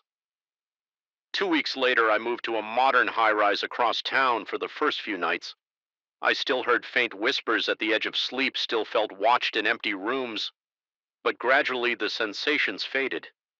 I still research the Blackwood when I can't sleep. I found records of other residents over the years who left suddenly, who complained of strange occurrences, who seemed to change during their time there. I wonder how many heard the whispers, how many helped widen that doorway. Even slightly sometimes, I worry about my successor in apartment 713. I've considered warning them, but what would I say? That the building whispers that shadows move with purpose, that something ancient and patient waits behind the walls. They wouldn't believe me. I wouldn't have believed me. And sometimes on nights when my new apartment seems too quiet, too normal, too limited by the physics I've always known, I find myself drawing angles and symbols on scrap paper. I find myself missing the whispers and their promises of perception. Beyond human understanding, those are the nights I destroy. The drawings delete my research and remind myself of Edward Morello, the architect who heard whispers and was never seen again, because was as terrifying as those whispers were. More terrifying still is the part of me that sometimes wishes I had listened. The first time I noticed something wrong with my shadow was on a Tuesday in late October, I remember, because the streetlights had just flickered on as I walked the final block to my apartment, casting an elongated silhouette across the pavement before me. Something about its proportions felt off. My head appeared too large, my shoulders too narrow, my fingers too long. But fatigue clouds perception, and after 14 hours at the office, I dismissed it as just another symptom of exhaustion. I was wrong. Every night that week, I found myself staring at my shadow, an uncomfortable sensation crawling up my spine. The distortions were subtle at first, barely perceptible shifts in proportion that I could almost convince myself were imagined.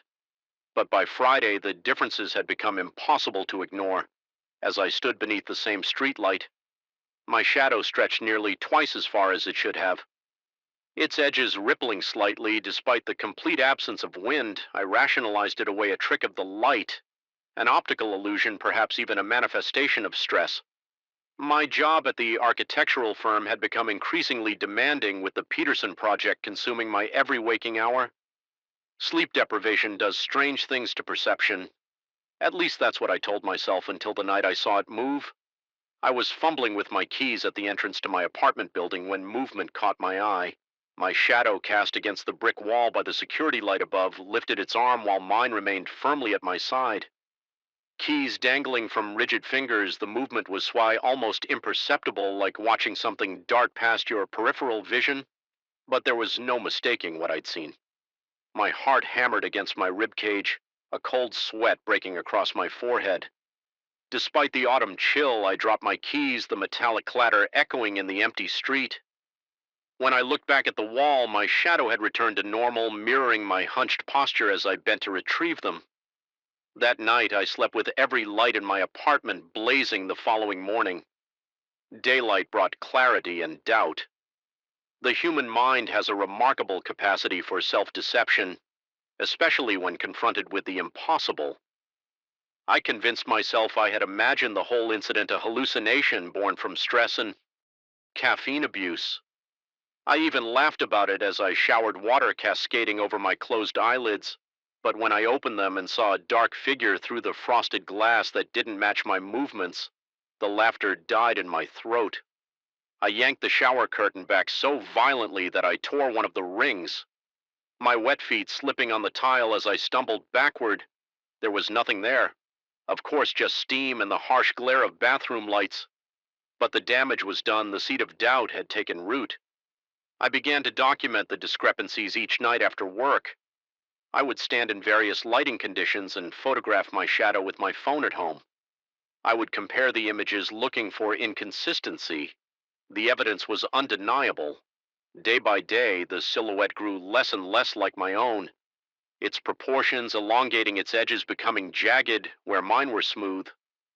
I stopped telling colleagues I'd stay late to finish projects. Instead, I began leaving work while the sun was still high, eliminating shadows altogether. I took different routes home, avoiding streetlights when possible. When forced to walk through illuminated areas, I moved quickly, refusing to look down or at the walls where my distorted double might be projected. But avoidance is a temporary solution at best. As November deepened toward winter, the days grew shorter. Darkness fell by 5 and my options dwindled. The first time I saw the eye was on a night when sleep fell in sheets of freezing rain. I was hurrying up the steps to my building collar turned up against the biting wind when a flash of lightning illuminated the courtyard. For a split second, my shadow stretched across the concrete, and in the center of its featureless head gleamed a single luminous eye. The sleep soaked through my coat as I stood frozen, staring at the ground where only a normal shadow now lay, but I had seen it golden yellow with a vertical pupil like a cat's eye caught in headlights. It had been looking directly at me. I called in sick the next day, drawing the blinds and huddling in darkness when the superintendent knocked to check on me, apparently concerned by the sounds of furniture being moved against walls. I barely cracked the door, explaining coarsely that I had the flu. He seemed skeptical but left me alone. I didn't tell him I'd been barricading myself and covering every reflective surface, every source of potential. Shadows, the isolation only heightened my awareness in the artificial darkness of my apartment. I began to notice things, the way the shadow beneath my door seemed to pulse like the slow breathing of something lying in wait. How the darkness in the corners of rooms appeared deeper than it should be, as if extending beyond the physical constraints of the walls. The whisper of movement. Just beyond my peripheral vision that ceased the moment I turned my head. Sleep became a distant memory when exhaustion finally claimed me. I would jerk awake. Moments later, convinced that something was standing over my bed. The darkness around me felt heavy, pregnant with malevolent attention. Each night I swore I could hear breathing that didn't match my own soft, measured, and patient. After 3 days of this self-imposed quarantine, reality began to blur at the edges. I needed to get out to walk in daylight to remind myself of a world where shadows were just absences of light and nothing more. I waited until noon when the sun would be at its highest and shadows at their smallest, then ventured outside. The world seemed unnaturally bright. After days in darkness, I walked through the park near my apartment, savoring the normality of joggers and dog walkers. The mundane sounds of traffic and conversation. For a while, I felt almost sane, almost safe. Then I passed a group of children playing near the fountain and noticed that while each child cast a shadow, mine was inexplicably absent. The pavement beneath me remained empty of any silhouette, as if light passed through me. Unhindered, a wave of vertigo sent me staggering to a nearby bench. Checking my phone camera confirmed what my eyes were telling me. No shadow. I had been so afraid of what my shadow was becoming that its complete absence struck me as an even greater horror. Where had it gone? What was it doing freed from the constraints of my movements? I felt naked, exposed, as if I'd lost some essential part of myself. Passers-by gave me a wide berth as I sat trembling on the bench, sweat beading on my forehead. Despite the chill, I heard someone ask if I was okay, but their voice seemed to come from underwater, distorted and far away. I don't remember walking home one moment. I was in the park, and the next I was standing before my apartment door, key in hand. The hallway was dimly lit, as always, a perpetual twilight, maintained by energy-saving bulbs that never quite dispelled the gloom. As I turned the key, I glanced down. Automatically, my shadow had returned, but it wasn't alone. Superimposed over my own silhouette was another, its edges bleeding into mine like ink, diffusing through water where our forms overlapped. The darkness deepened to an impossible black that seemed to devour light. As I watched paralyzed, the second shadow began to pull away from mine, separating like a cell dividing. I fumbled with the door, desperation making me clumsy behind me. I heard a sound like fabric tearing, the unmistakable noise of something crossing a threshold. It was never meant to cross. The air grew heavy, pressing against my eardrums until they ached. The temperature plummeted so rapidly that my next exhale crystallized before my eyes. The door finally swung open and I threw myself inside, slamming it shut behind me. My apartment was dark, darker than it should have been in mid-afternoon. The blinds I'd left open were now drawn, plunging the rooms into shadow. I reached for the light switch with shaking fingers. Nothing happened. The darkness remained absolute, as if the electricity had been cut, but the microwave clock still glowed from the kitchen, its green digits floating disembodied in the blackness. The darkness was selective, consuming only the lights I needed. Most I fumbled for my phone, activating its flashlight. The beam cut through the gloom, revealing furniture draped in shadows that seemed too solid, too textured to be mere absences of light. They clung to surfaces like black moss, thicker in the corners where walls met ceiling. That's when I noticed the wall opposite me. My flashlight beam revealed my shadow cast in sharp relief against the white paint, but it wasn't mimicking my posture while I stood. Frozen in the entryway, arm extended with my phone, the silhouette on the wall was turned to face me, its head cocked at an impossible angle in the center of its featureless face. That same golden eye blinked open. I ran through the apartment, slipping on shadows that felt slick underfoot like oil spreading across the hardwood, into my bedroom, where I slammed the door and wedged a chair beneath the handle. The flashlight beam weakened, dimming, despite the battery being at full charge in its face-fading light. I saw shadows gathering beneath the door, seeping in like smoke with the last of the light. I spotted my laptop on the nightstand.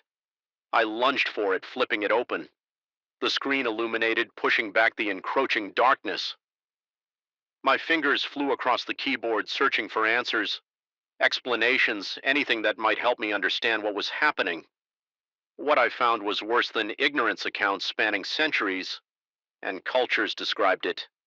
The Umbra parasitus, the shadow thief, the dark passenger, an entity that latches onto a host through their shadow. Gradually assuming control, it begins with subtle distortions, progresses to independent movement, and culminates in complete separation, at which point the entity has gathered enough substance to exist independently, and then it feeds not on blood or flesh, but on light. On life itself, it drains its host, slowly leaving them an empty shell devoid of vitality. The victims don't die, they simply fade, becoming living shadows barely noticed by those around them. They continue their routines like automated puppets, working jobs, paying bills, speaking when spoken to, but their eyes remain vacant, their movements mechanical. The laptop screen flickered, dimming as if being drained. I slammed it shut, plunging the room back into darkness, for a moment complete silence enveloped me. Then came the sound of something wet moving across the floor, a viscous slithering that made my skin crawl. My phone vibrated in my pocket. With trembling hands, I withdrew it, the screen casting a feeble glow, a text message from an unknown number. Look in the mirror. Ice flooded my veins as I raised my eyes to the closet mirror across the room. In its reflection, I could see myself illuminated by the phone's light, and behind me a figure composed entirely of darkness, its edges rippling like disturbed water. The golden eye floated in its approximation of a head, fixing me with a gaze that felt ancient and patient. My body responded before my mind could process what was happening. I hurled the phone at the mirror, shattering both glass rain down. The phone's light extinguished as it cracked against the wall. Darkness swallowed me completely. What followed was a night of absolute terror. I huddled on my bed, listening to something move around my room, occasionally feeling cold air brush against my skin as it passed. Once I felt what might have been fingers long cold and insubstantial. Traced the line of my jaw, I screamed. Then a primal sound torn from the deepest part of me in response. I heard laughter, my own voice, but distorted as if heard underwater. Dawn finally came, gray light seeping reluctantly through the blinds.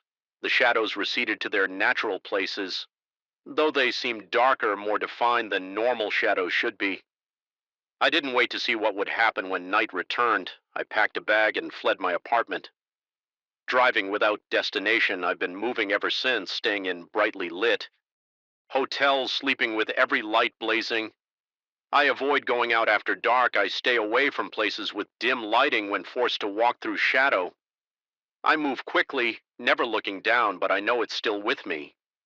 Sometimes in bright fluorescent light I catch glimpses of my shadow behaving as it should, and other times I have no shadow at all. In those moments of absence, I feel its attention on me, patient and hungry. Last night I woke to find my hotel room cast in deeper darkness than it should have been, despite the lights I'd left on in the bathroom. Water ran from a tap I was certain I'd turned off when I approached the partially open door. I saw my shadow stretched across the tile floor, but I stood frozen in the bedroom doorway in the mirror above the sink, illuminated by a single functioning light. I caught a glimpse of myself for a moment. My reflection looked normal, then it smiled with teeth too sharp and numerous to be human, and a single golden eye opened in the center of its forehead head. I'm writing this now from a 24-hour diner surrounded by light and people, but daylight is fading soon. I'll need to find somewhere to stay, somewhere bright. I don't know how much longer I can run, or if there's anywhere I can hide from something that lives in the darkness I inevitably cast. Because the truth is, we all create shadows. We all provide doorways, and mine isn't just following me anymore, it's becoming me. The first night in the Caldwell house, I woke at precisely 3:17 a.m. to the sound of something dragging itself across the ceiling above my bed. Not the scurrying of rodents or the familiar settling of an old house, but something deliberate, something with weight and purpose. I lay paralyzed, my breath caught in my throat as the scraping moved from one end of the ceiling to the other. Other paused directly above me and then stopped. The silence that followed was somehow worse than the noise. I didn't sleep again until dawn broke through the curtains, casting long accusatory shadows across my new bedroom. I hadn't wanted this house. Uncle Edwin was barely a name mentioned at family gatherings, a reclusive figure who'd withdrawn from the family decades before I was born. When the lawyer contacted me about the inheritance, I'd been surprised not just at being named the sole beneficiary, but that I'd been chosen over closer relatives. The property was located in a small New England town I'd never visited, 3 hours from Boston, where I'd been struggling to make rent after losing my job as an architectural draftsman. The timing seemed fortuitous, almost as if Uncle Edwin had known I would need a fresh start. The house stood isolated at the end of a winding gravel drive, surrounded by ancient oaks whose branches scraped against the windows during storms. It was a Victorian monstrosity of gables and turrets, its facade weathered by decades of neglect. The locals in town avoided eye contact when I mentioned my inheritance, changing the subject or suddenly remembering urgent errands. Only Mrs. Harmon at the general store offered anything resembling information, informing me in hushed tones that my uncle hadn't been seen in town for nearly 7 years. Before his death, the county coroner had been called, when the mail carrier noticed an unusual smell coming from the house. She didn't elaborate further, and I didn't press during my initial walk through. I'd been struck by how the interior seemed frozen in time. Heavy furniture draped in sheets wallpaper curling at the seams, a thick layer of dust on every surface, except strangely the staircase. The real estate agent who handed over the keys had pointed out various features with mechanical efficiency, never stepping fully into any room when we reached the second floor landing. I noticed a narrow door at the end of the hallway with a peculiar brass lock. "What's up there?" I asked the agent, smiled, tightened the attic. "Unfortunately, the key has been missing for years." He quickly directed my attention to the master bedroom, speaking more rapidly than before. When I inquired about the attic again as he was leaving, he simply shrugged and suggested I contact a locksmith if I was determined to get in. His parting words that some spaces are kept locked for a reason seemed unnecessarily cryptic. At the time, now lying awake at 4 a.m. on my third night in the house, they felt prophetic. The strange noises continued each night, growing more distinct by the fifth night. I could differentiate between the dragging sound and what seemed like fingernails gently scratching at the wooden beam. Sometimes I thought I heard a soft rhythmic tapping, almost like Morse code. I told myself it was the house settling or perhaps branches against the roof. But these rational explanations dissolved when I heard what sounded unmistakably like footsteps pacing back and forth directly above my bedroom. During daylight hours, I tried to find information about the house or my uncle. The local historical society had little beyond construction dates and mentioned that the property had once belonged to a ship captain who'd made his fortune in the China trade. The town records offered nothing unusual about Edwin Caldwell. He purchased the house in 1984, paid his taxes on time, and had no police incidents on record. The library's newspaper archives showed he'd been briefly mentioned in a 1998 article about local recluses described only as intensely private and scholarly. On my seventh day in the house, I decided to tackle the attic. I'd searched every drawer and cabinet for the missing key without success. Mrs. Peterson, the cleaning woman who'd reluctantly agreed to help me sort through decades of dust and neglect, refused to even look at the attic door. When I asked why, she muttered something about bad air up there and promptly left for the day, not returning for our scheduled cleaning. The following week, I purchased a pry bar and hammer from the hardware store. The elderly owner asked no questions but studied my face with undisguised concern. That night, after steeling myself with a glass of whiskey, I approached the attic door. The lock was ornate brass antique but sturdy. I placed the pry bar against the door frame and applied pressure. The wood groaned in protest with each strike of the hammer. I felt the temperature in the hallway drop several degrees when the lock finally gave way with a sound like a wounded animal. A rush of stale, fetid air escaped from the darkness. Beyond the beam of my flashlight revealed a steep staircase leading up into shadows. The air smelled of mildew and something else, a sweet, rotten odor that made my stomach clench at the top of the stairs. I found a single large room with a sharply angled ceiling, empty, no furniture, no storage boxes, no signs of habitation, just bare wooden floorboards and exposed roof beams. The only window was a small circular opening at the far end, its glass so caked with grime that barely any moonlight filtered through. As I moved further into the room, the flashlight beam caught something on the floor. Dark stains in a pattern that didn't appear random. They spread outward from the center of the room like tendrils or branches, each ending abruptly as if something had been dragged through ink and then lifted. I knelt to examine one of the marks and found the wood there slightly sunken as if damaged by moisture or acid.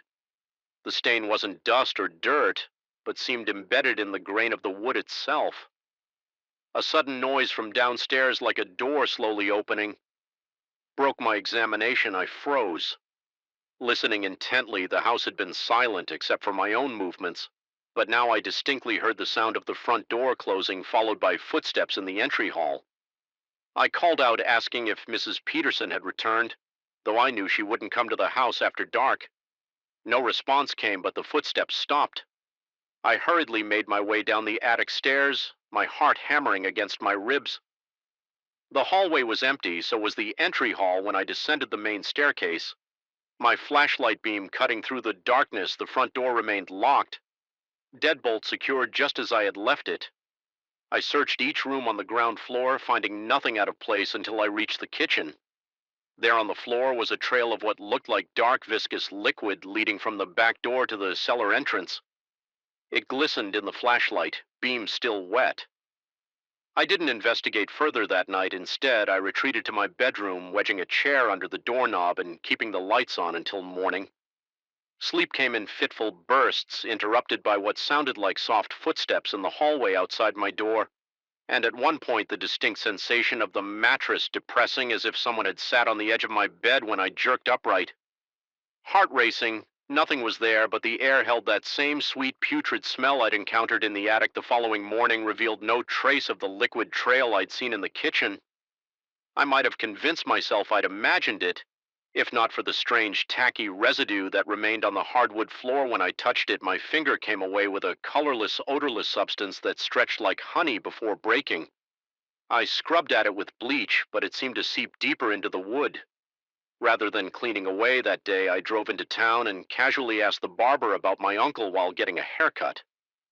The old man's scissors paused momentarily before he continued, commenting that Edwin had been a brilliant man, a chemist who'd worked for a pharmaceutical company before his retirement. When I pressed for more information, mentioning the attic specifically, the barber's hand trembled slightly.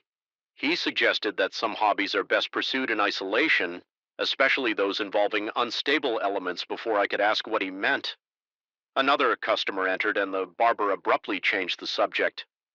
The town librarian proved more forthcoming when I inquired about any scientific research my uncle might have published. She directed me to several obscure chemistry journals from the early 2000s, where I found articles authored by Edwin Caldwell on experimental compounds derived from rare fungi. His later papers explored theoretical applications for what he termed semi-organic polymers with unique adhesive properties. The final publication, dated 2015, contained references to achieving partial autonomous movement in non-essential organic compounds. The accompanying photographs showed Petri dishes containing black viscous substances formed into patterns disturbingly similar to the stains I'd found in the attic. That night, the noises changed. Instead of coming from above, they seemed to emanate from every corner of the house, from inside the walls. Beneath the floorboards behind the bookcases, I sat rigid in the living room, watching shadows shift at the periphery of my vision around midnight. The electricity flickered and died, plunging the house into darkness.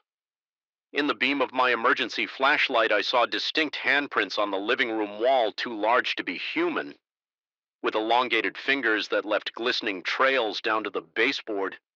I retreated to my car and spent the night at a motel in town. The desk clerk said nothing about my disheveled appearance or the late hours, simply sliding me a room key. With a knowing glance in the harsh fluorescent lighting of the motel bathroom, I noticed dark smudges on the back of my neck, fingerprint-shaped marks that hadn't been there before when I touched them. My skin felt numb and slightly puckered, as if mildly burned logic dictated that I should leave. Sell the house, forget the inheritance, return to Boston, but something held me there. Perhaps it was financial necessity, or maybe a deeper need to understand what my uncle had been doing in that house. What had he created in that attic, and why had he left the house to me? Specifically, I returned the next day armed with research at the university library 2 towns over. I'd found more detailed records of Edwin's work, including rejected grant proposals for experiments combining mycology and organic chemistry to create responsive biomaterials. One document mentioned a promising breakthrough using spores from a rare fungus found only in caves, combined with synthetic compounds to create a substance that responded to electrical stimuli. The university had deemed the research ethically problematic and denied further funding that night. I waited in the living room with my uncle's journal spread before me, a shotgun across my lap.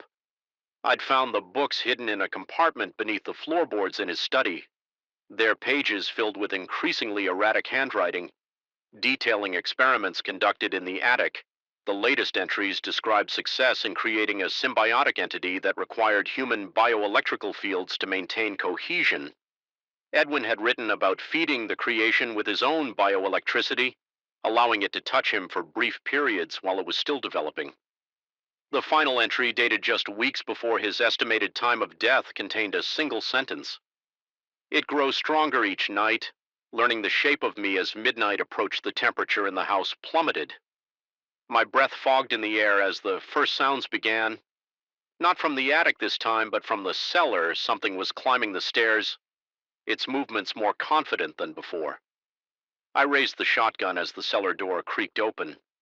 What emerged wasn't what I'd expected, not a monster or creature in any traditional sense, but something more like a liquid shadow that retained a vaguely humanoid shape. It moved with increasing steadiness, leaving glistening trails on the floor. In the center of its mass, I could make out darker nodules pulsing like multiple hearts. It paused at the threshold, seeming to study me. I felt a strange electrical sensation on my skin, as if the air between us was charged with static. I recognized then what my uncle had created and what had ultimately consumed him. He hadn't died. Naturally, he had been absorbed. His consciousness and electrical patterns integrated into the entity he cultivated, and now it was reaching out with appendages that grew more defined. Each second shaped by memories of human form, but improved upon, longer, stronger, more adaptable. I understood in that moment why the house had been left to me. Family DNA compatible bioelectrical patterns, a new host for a creation that had outgrown its maker. I didn't fire the shotgun. Instead, I backed slowly toward the front door, maintaining eye contact with the shifting mass that had once in part been my uncle. It followed at a measured pace, leaving intricate patterns of residue that formed complex mathematical equations on my hardwood floor. I still live in the house at the end of the winding drive, the entity, and I have reached an understanding of sorts. It remains in the attic during daylight hours, feeding on the specialized compounds I mix according to my uncle's formulas at night. It roams the house, growing more defined, more intelligent with each passing week. Sometimes it leaves complex molecular diagrams on my bedroom walls, gifts or communications. I'm still learning to interpret. The locals avoid me now, just as they avoided Edwin. They've noticed the changes in my appearance, the slight gloss to my skin, the darker pigmentation spreading from my fingertips up my arms. Mrs. Peterson quit after finding me speaking to an empty room, not realizing I was conversing with something she couldn't yet perceive. I've begun my own journal documenting the entity's evolution and my gradual transformation. My uncle's research was incomplete. He didn't understand that the relationship could be symbiotic rather than parasitic if properly managed. I'm improving the formula, finding ways for us to coexist more harmoniously each night. I leave the attic door open each night. I feel less fear and more curiosity as I wait to see what new shape emerges from the darkness at the top of the stairs. Each night we become a little less separate, a little more unified in purpose.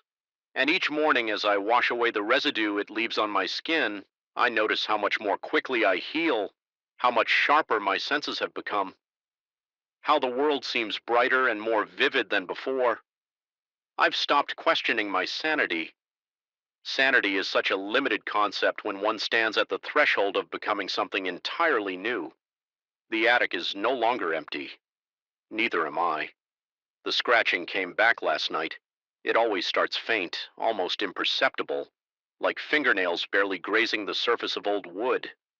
Then it grows insistent, deliberate scratch. Scratch, scratch. A rhythm that matches my heartbeat. As I lie awake staring at the ceiling of my apartment 12 miles, and a lifetime away from that damned archive room I haven't returned in 3 weeks. But the sound follows me home. Sometimes I smell it too, that distinctive blend of mildew dust and something else. Something older and more primal than the building itself. I never believed in hauntings before. The Harrington building, the restoration project, had seemed like the perfect opportunity to give back to my community. While indulging my passion for historical architecture, the Harrington, a massive limestone structure built in 1897, had served various civic functions over the decades. Courthouse, municipal offices, public records repository before falling into disrepair in the 1990s. Our volunteer group, mostly retirees and weekend warriors like myself, had been working for months to restore it to something resembling its former glory. My professional background in library sciences made me the natural choice to tackle the second floor archive room. The space was imposing 20-ton ceilings, walls lined with empty wooden shelves and tall windows that filtered the sunlight through decades of grime.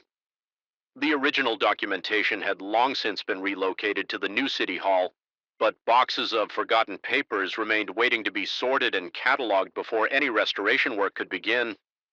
Most volunteers avoided the archive. They claimed it was the dust or the tedium of sorting paperwork, but I sensed something else in their reluctance. Mrs. Avery, our 80-year-old local history enthusiast, had once mentioned in passing that the last archivist who worked in the building had gone peculiar before retirement.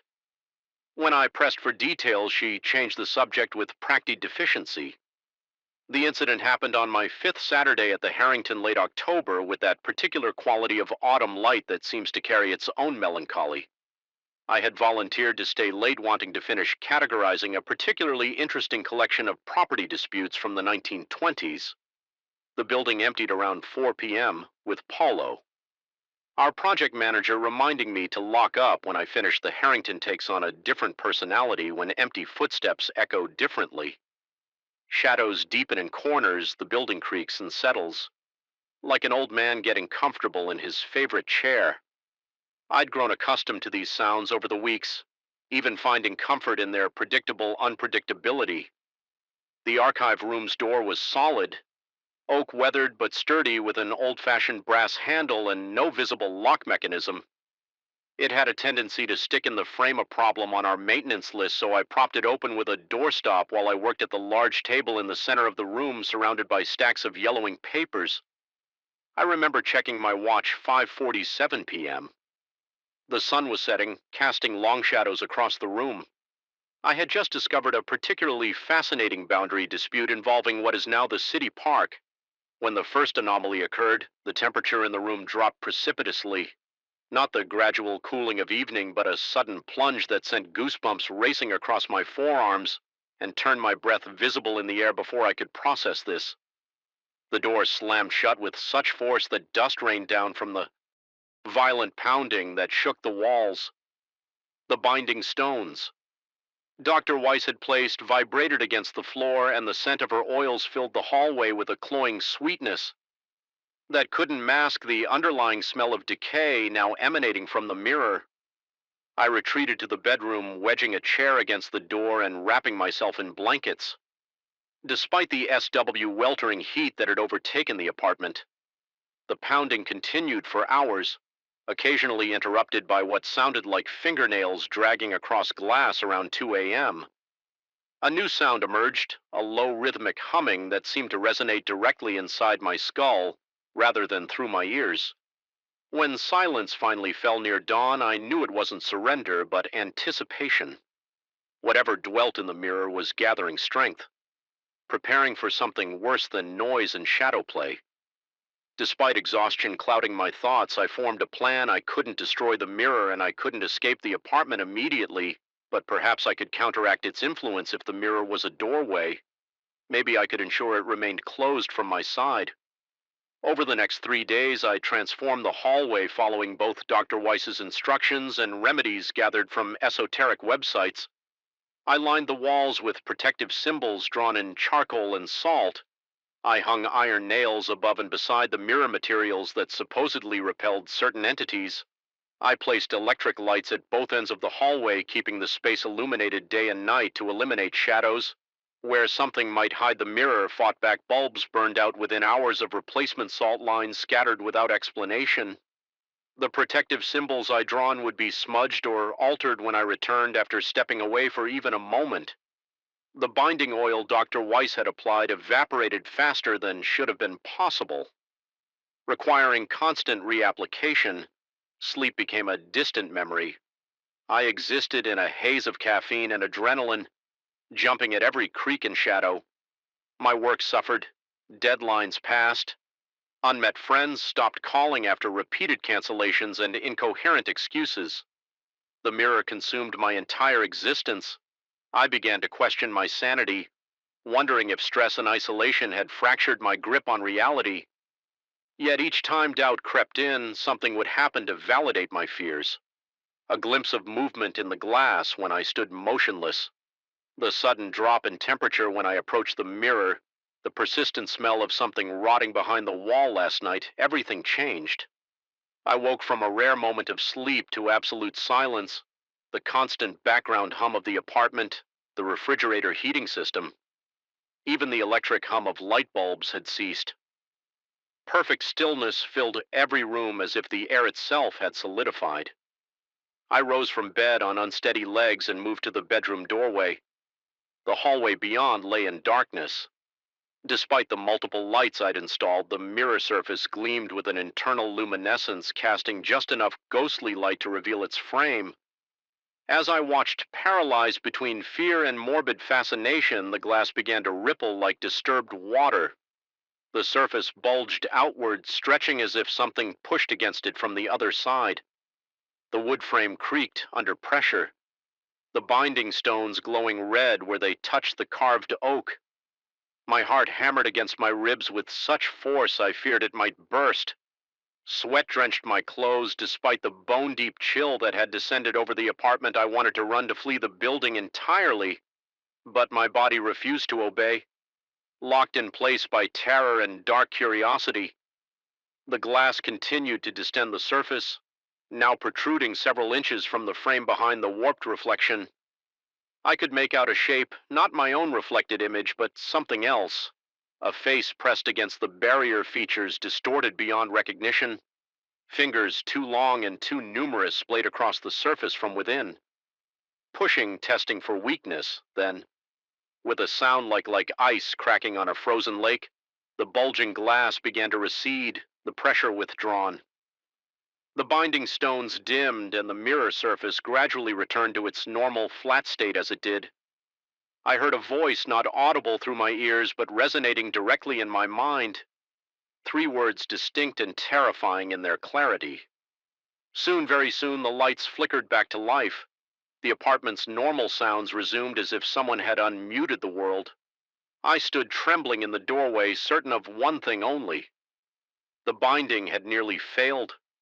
Whatever existed behind that glass was finding its way through this morning. I've made my decision. I won't flee like the previous tenant, abandoning the problem for someone else to inherit. I've researched properties with connections to mirrors and reflective surfaces. Wells, certain lakes, caves with still pools of water, places where the barrier between worlds might be thinner, where something could pass through more easily. Ceiling. The doorstop skittered across the hardwood floor, spinning to a stop at my feet. My heart lurched painfully in my chest. P-hour surge, I told myself. Change in air pressure, rational explanations existed. I gathered my papers with trembling hands and walked to the door, already rehearsing the joke I'd tell on Monday about the building's dramatic farewell. The handle wouldn't turn. I tried again, applying more pressure. Thinking it was just stuck as usual, the mechanism moved slightly but wouldn't complete its rotation. Something was preventing it from the other side, which was impossible. The door had no lock, no deadbolt, nothing that could be engaged from the hallway. "Hello?" I called out my voice.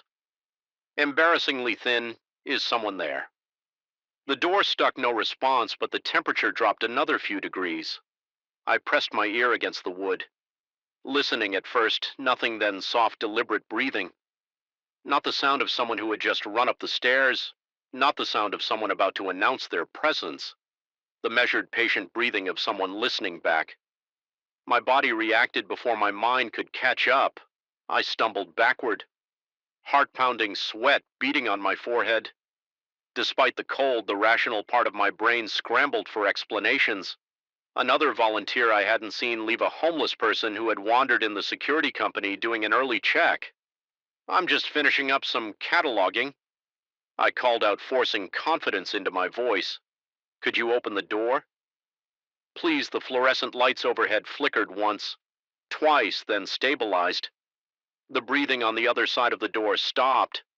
Then came the scratching light. At first, exploratory fingernails tracing the wood grain of the door, then harder, more deliberate. Moving in strange patterns, not the sound of someone trying to get in, but something else, something communicative. The scratching traced what felt like symbols. Letters, perhaps, though. In no alphabet I recognized. My mouth went desert dry. The temperature had dropped so low that I could see frost forming at the edges of the windows. Impossible for an October evening, a high-pitched ringing started in my ears, and the edges of my vision darkened. I forced myself to take deep breaths. Panic would solve nothing. I backed away from the door, knocking over a chair in my haste, and pulled out my phone. No service, also strange, as I'd been texting earlier without issue. The overhead lights flickered again, longer this time, and I fumbled in my pocket for the small flashlight I carried when the lights came back on the papers on the center table had rearranged themselves no longer in the neat stacks I organized. They now formed concentric circles with one document placed precisely in the center. My legs nearly gave out. I gripped the edge of a shelf to steady myself, the wooden edge cutting into my palm. The pain anchored me to reality as I stared at the papers, trying to convince myself that a draft had somehow created this deliberate pattern. The scratching at the door grew more insistent. I approached the table on wooden legs drawn to the center document like a moth to flame.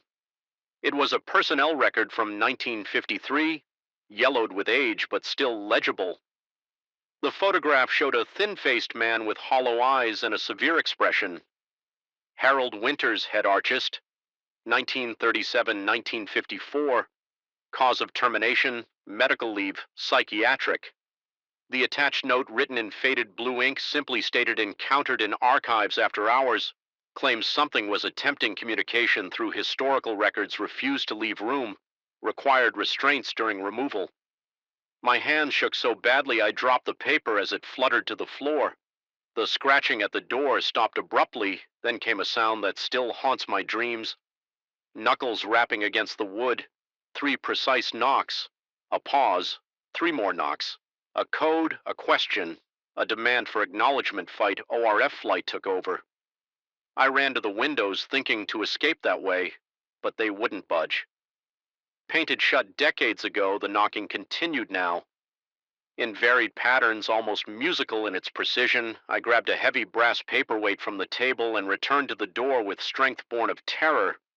I slammed it against the handle repeatedly until something cracked. Whether it was the mechanism or the frame, I didn't care. I hit it again and again, each impact jolting up my arm, sweat pouring down my face. Despite the freezing air, the door finally gave way with a splintering crack. I nearly fell into the hallway, catching myself against the opposite wall.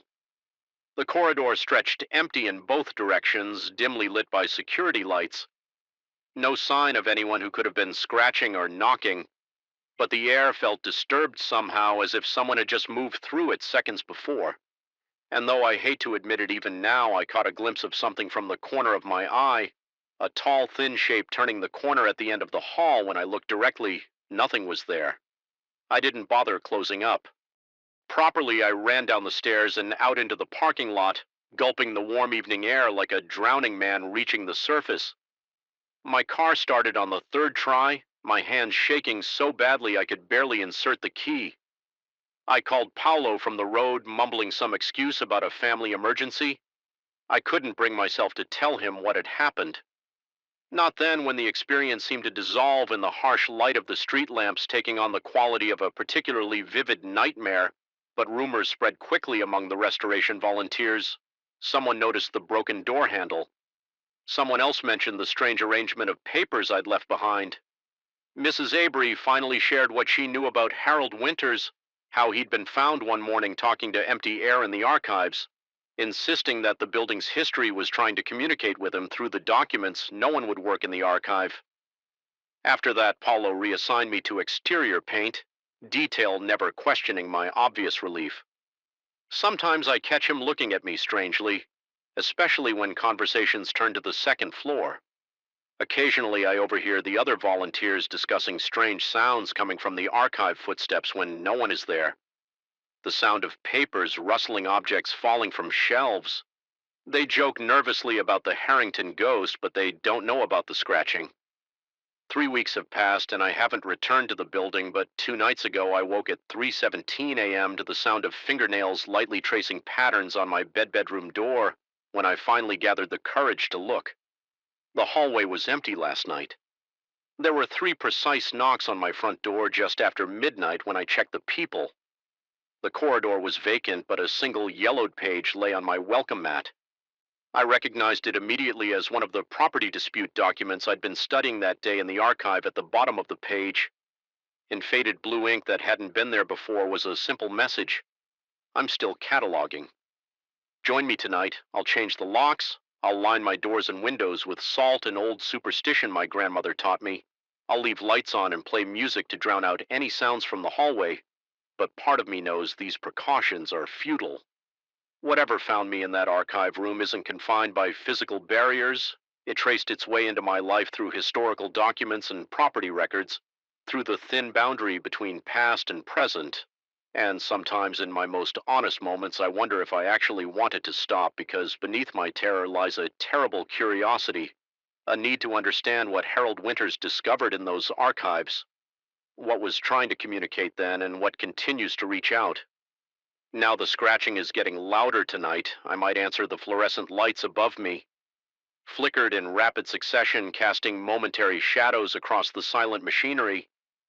It's the kind of industrial silence that isn't really silent at all. A persistent hum of dormant equipment, the occasional ping of cooling metal, the building itself seeming to inhale and exhale as the temperature shifts, but at 3 a.m. in a factory built to house hundreds, now operated by dozens. True silence hangs between these mechanical whiskers like a shroud. That's when you notice the other sounds, the ones that shouldn't be there. My name is Daniel Mercer. I've worked at Stemman Manufacturing for 11 years, outlasting most of my colleagues through 3 rounds of layoffs. What was once a bustling operation with 3 shifts has dwindled to a skeleton crew, with machines doing most of the work that used to require human hands. I should be grateful I still have a job. But gratitude is hard to come by during these solitary night shifts tonight. Marked my 4th overnight in 2 weeks. Management called it supervision, but that was just corporate speak for making sure the automated systems didn't malfunction while they saved on labor costs. My actual responsibilities involved checking gauges, recording data, and making sure nothing caught fire. 8 hours of mind-numbing boredom punctuated by moments of inexplicable dread. The east wing of the factory stretched before me, a football field of industrial equipment, bathed in the sickly glow of emergency lighting. My footsteps echoed against concrete floors as I made my rounds. Clipboard in hand, the metal presses stood like sleeping giants, their massive forms throwing elongated shadows across the floor. I moved methodically, checking each machine, marking my checklist, trying to ignore how the vastness of the space seemed to press in around me. Rather than extend outward. The first time I heard it, I dismissed it entirely. A subtle scraping sound, like rubber-soled shoes on concrete in a building this size, sounds travel, strangely bouncing off metal and concrete at odd angles. It was probably just the night janitor, Eduardo, though he usually didn't come until closer to dawn. I continued my rounds. Moving toward the hydraulic section, the sound came again, more distinct this time. Footsteps, not the shuffling gait of Eduardo, who was in his 60s with a bad knee, but purposeful strides. My pulse quickened slightly, but I rationalized it away. Maybe it was my supervisor making an unexpected check-in, or another worker called in for emergency maintenance. I called out my voice, sounding thin and in the cavernous space. No response came, just the distant hum of machinery and that footstep sound now moving away from me toward the western corridor. A prickle of unease crawled up my spine as I followed the sound. The western wing older equipment, much of it no longer in use. The corridor narrowed as I walked the ceiling. Lower here, the lighting sparse and yellowed with age. My breathing sounded unnaturally loud in my own ears. The footsteps stopped. So did I. The silence that followed felt charged. Expectant sweat beaded on my forehead. Despite the persistent chill of the building, I forced myself forward, checking each room methodically. The break room empty, the storage closet, it nothing but cleaning supplies and spare parts, the old filing room, dusty cabinets and forgotten paperwork. No one was there, not in any room along the corridor. It was as I turned to head back that I noticed it. A door I'd never really paid attention to before. Heavy steel, industrial grade, with no handle on this side. Just a small keycard reader that had long gone dark. Something about it felt wrong. The factory blueprints I'd studied during safety training never showed what was beyond it. According to management, this section had been decommissioned years ago before my time. As I stood there staring at the featureless door, a cold draft washed over me. Impossible, the HVAC system in this section had been shut down for years, yet I could feel it against my skin, carrying with it the faint scent of machine oil and something else, something organic and unpleasant. Then I heard a soft, scraping sound from the other side of the door, like fingernails dragging slowly across metal. My heart hammered against my ribs as I pressed my ear to the cold surface.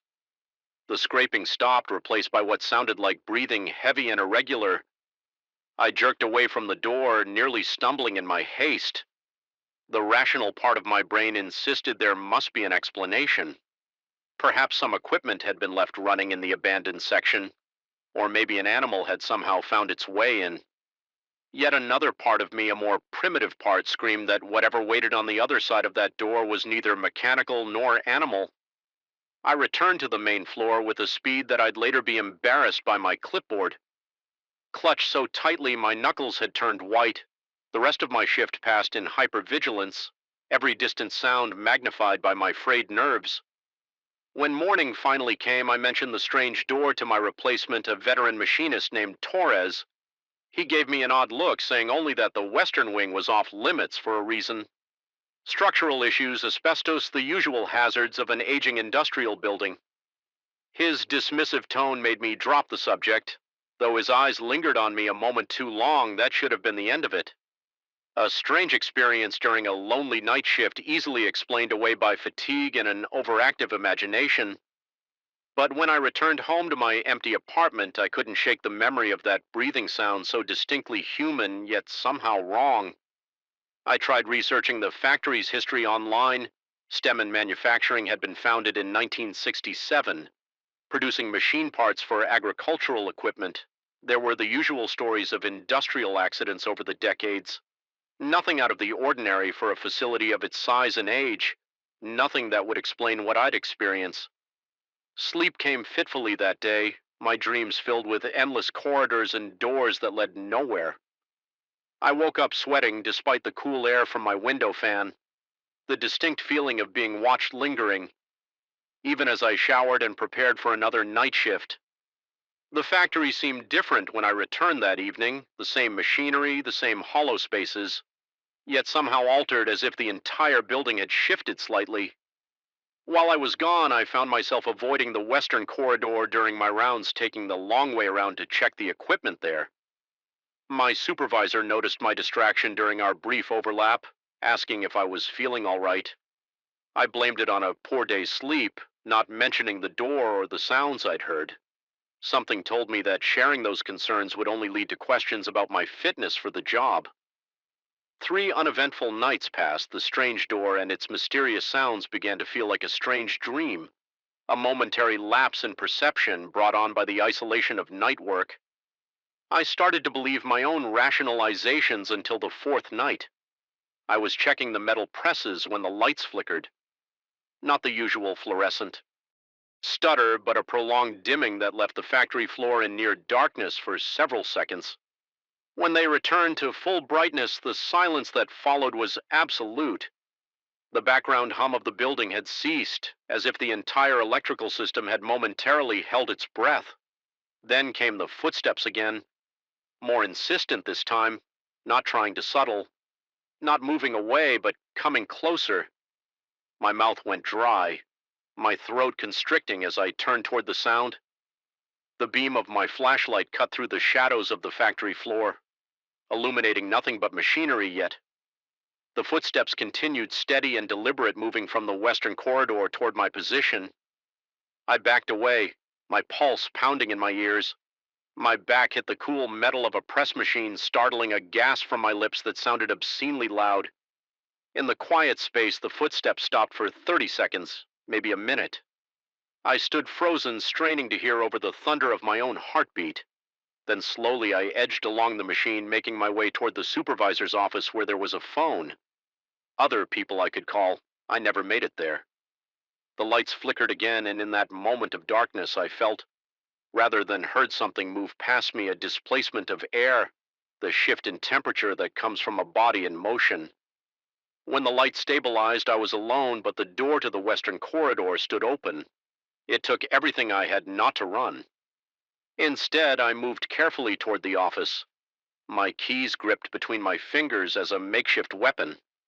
I tried calling my supervisor, then the night security guard who was supposed to patrol the perimeter neither answered. I told myself I would just wait in the office until morning. That's what any sane person would do. But as I sat there watching the minutes tick by with excruciating slowness, a new sound emerged from the silence, a distant metallic tapping, rhythmic and persistent. It was coming from the western wing. Something inside me needed to know some deeply flawed part of my psyche couldn't bear the mystery. The not knowing, I told myself I was just going to take a quick look, confirm it was nothing but loose pipes or cooling metal, that then returned to the safety of the office. The western corridor was darker than I remembered, my flashlight beam seeming to penetrate only a few feet before being swallowed by the gloom. The tapping grew louder as I approached that same featureless door, now standing slightly ajar, a thin line of darkness visible between door and frame. My hands trembled as I directed the light toward the gap. The beam illuminated nothing but more darkness. Beyond, the logical part of my brain screamed at me to turn back, to call the police, to do anything but what I was about to do. I pushed the door open wider. The air that rushed out was stale and cold, carrying that same unpleasant organic smell I'd noticed before, stronger. Now my flashlight revealed a narrow service cord, or extending into darkness, its walls lined with pipes and electrical conduits. The floor was covered in a fine layer of dust, undisturbed, save for a single set of footprints leading away from the door. They weren't human footprints. The shape was wrong, too. Elongated, the toe area sped in a way that human feet simply don't move. They seemed to have been made by something that only approximated human locomotion, as if it had studied the concept but couldn't quite replicate it. My breath caught in my throat, coming in short, shallow gasps as I stared at those impossible prints. The tapping had stopped the moment I opened the door, replaced by that breathing sound again. Closer now, just around a bend in the corridor ahead. I should have closed the door. I should have run instead. I found myself moving forward, drawn by a compulsion I couldn't explain even to myself. The flashlight beam bounced erratically as my shaking hands struggled to keep it steady. Sweat rolled down my back. Despite the chill, my shirt sticking uncomfortably to my skin, the corridor turned sharply to the right, opening into what appeared to be an old control room. Banks of outdated equipment lined the walls. Their displays long dark in the center stood a single chair facing away from me.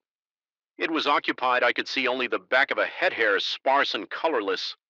A thin hand rested on the chair's arm, fingers unnaturally long and jointed tapping against the metal. In that same rhythm I'd heard before. The tapping stopped. The head began to turn. I ran as I've never run before, my lungs burning. Legs pumping as I sprinted back through the corridor, past the door, down the western wing. I didn't stop until I reached the main floor, collapsing against a support column, gasping for breath. My heart threatening to burst from my chest when I finally gathered the courage to look back. The door to the abandoned section was closed. No sign remained of what I'd seen, what I'd experienced by the time my replacement arrived. I had almost convinced myself it had been a hallucination brought on by stress and isolation almost. I requested a transfer to day shift the next morning. My supervisor seemed unsurprised, mentioning that night shifts in the factory had always had high turnover. When I pressed him about the abandoned western section, his expression closed off, becoming carefully neutral as he explained that the area had structural damage from a small fire years ago and was slated for demolition once the company secured the proper permits. I didn't believe him, but I nodded. Anyway, what else could I do? Tell him about impossibly shaped footprints and things that weren't quite human?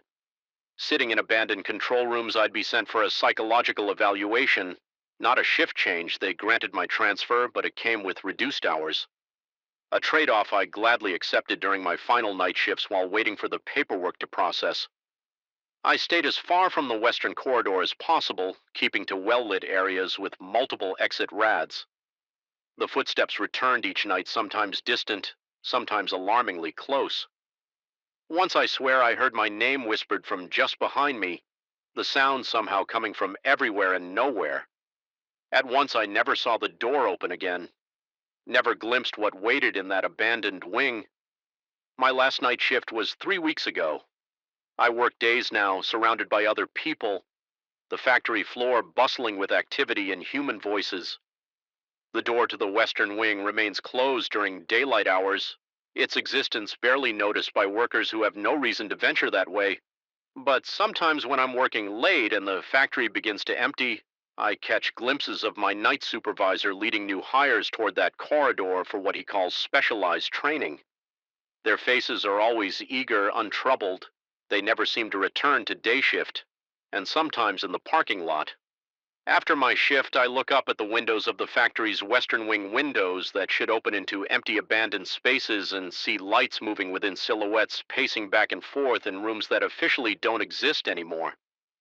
I've started looking for another job until then.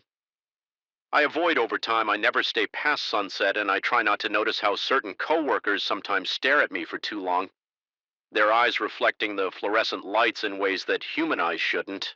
And I try very hard not to think about what's really behind that door or why the company keeps it there, or what happens during those night shifts when the factory stands nearly empty, and that thing in the abandoned control room sits waiting, tapping its two long fingers, listening for footsteps approaching its domain.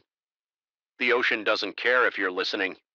It speaks anyway in rhythms older than language, but sometimes rarely it speaks directly to you, and when it does, you better pay attention. I'd rented the weathered cedar beach house in mid-October, well after the summer crowds had vanished, and the coastal town of Seacliff had settled into its off-season hibernation. My divorce had been finalized 3 weeks earlier, and after months of legal wrangling and emotional exhaustion, I craved isolation, like a drowning man craves air. The listing promised secluded beachfront solitude, and the price had dropped to nearly nothing with the season's end perfect. The rental agent handed me the keys with a thin smile that didn't reach her eyes. She mentioned something about the place being vacant for a while and that I shouldn't mind the usual coastal noises when I asked what she meant. She shrugged and said the winter tide brings things in. That summer tide doesn't before I could press further. She was already walking to her car phone pressed to her ear. The house sat on stilts atop a small dune, facing the gray expanse of the Atlantic. A wooden deck wrapped around three sides and weathered steps LED down to the beach. To the north, I could see 3 or 4 similar structures dotting the coastline, all dark and shuttered for the season. To the south stood a larger Victorian-style beach house about 100 yards away, its peeling paint and boarded.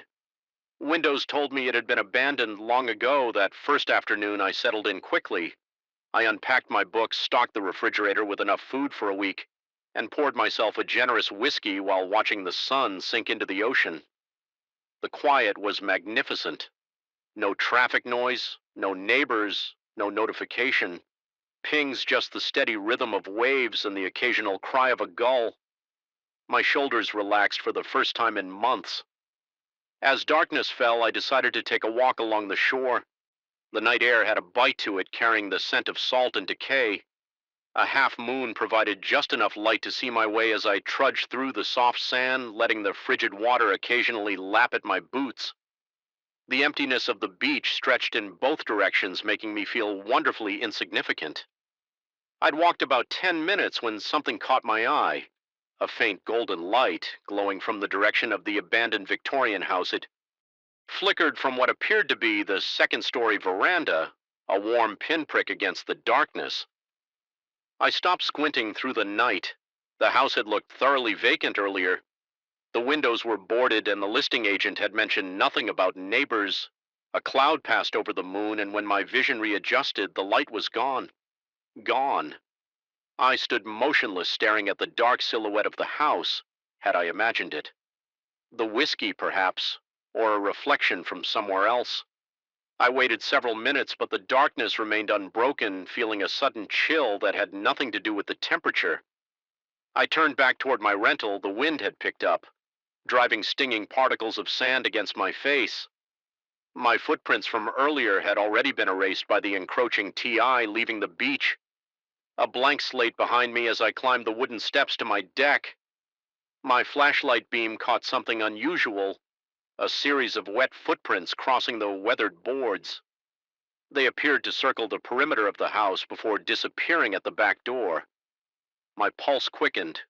The footprints were fresh water still pooling in their depressions. Someone had been here while I was walking, someone with bare feet coming straight from the ocean. I called out, my voice sounding thin against the wind. No response came except the continuing rhythm of the waves. I checked the locks on all doors and windows secure. Nothing appeared. Disturbed inside after a careful search of the house with a kitchen knife in hand, I convinced myself it must have been a trespasser who realized the place was occupied and left still. Sleep came fitfully that night. The house creaked and settled with the changing temperature, and the wind found every gap in the old structure, creating moans and whistles that sounded disturbingly like distant human voices.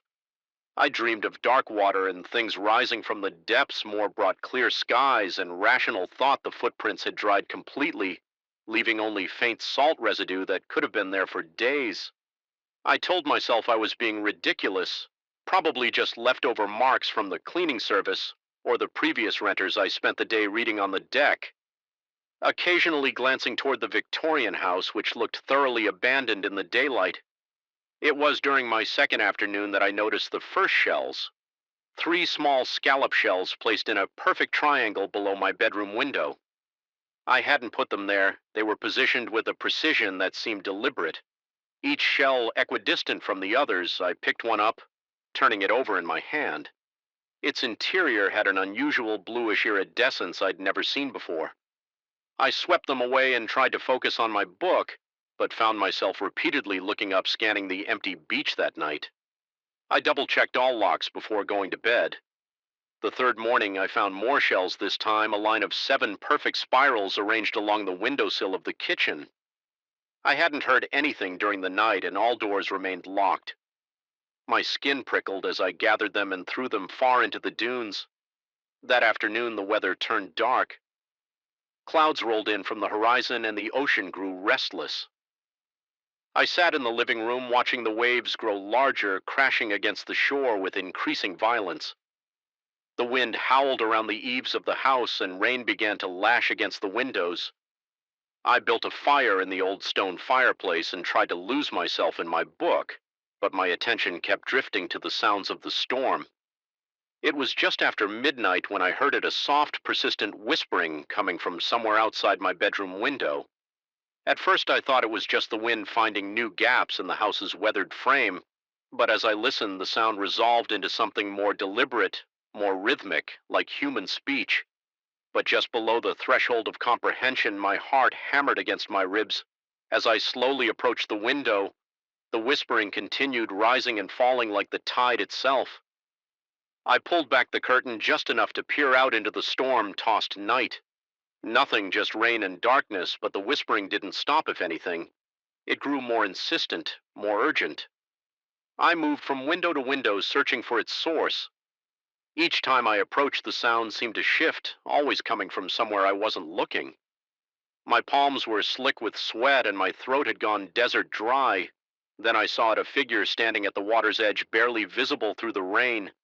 Streaked glass, tall and thick, thin, unnaturally still, amid the churning surf. I couldn't make out features, just a dark silhouette against the foaming waves. I blinked and it was gone, but the whispering continued. Sleep was impossible.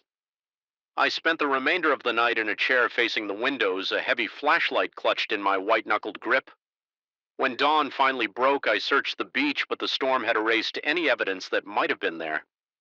The fourth day brought more shells, dozens of them arranged in concentric circles on my deck, and now there was something else, a thick line of seaweeds spelling out what looked like words, though in no language I recognized. My hands trembled as I took photos with my phone. The internet connection was too weak to research what I was seeing or even to send the images to friends that evening. As twilight descended, I noticed the light again in the abandoned Victorian house. This time it was stronger, and I was certain it was coming from inside desperation for answers.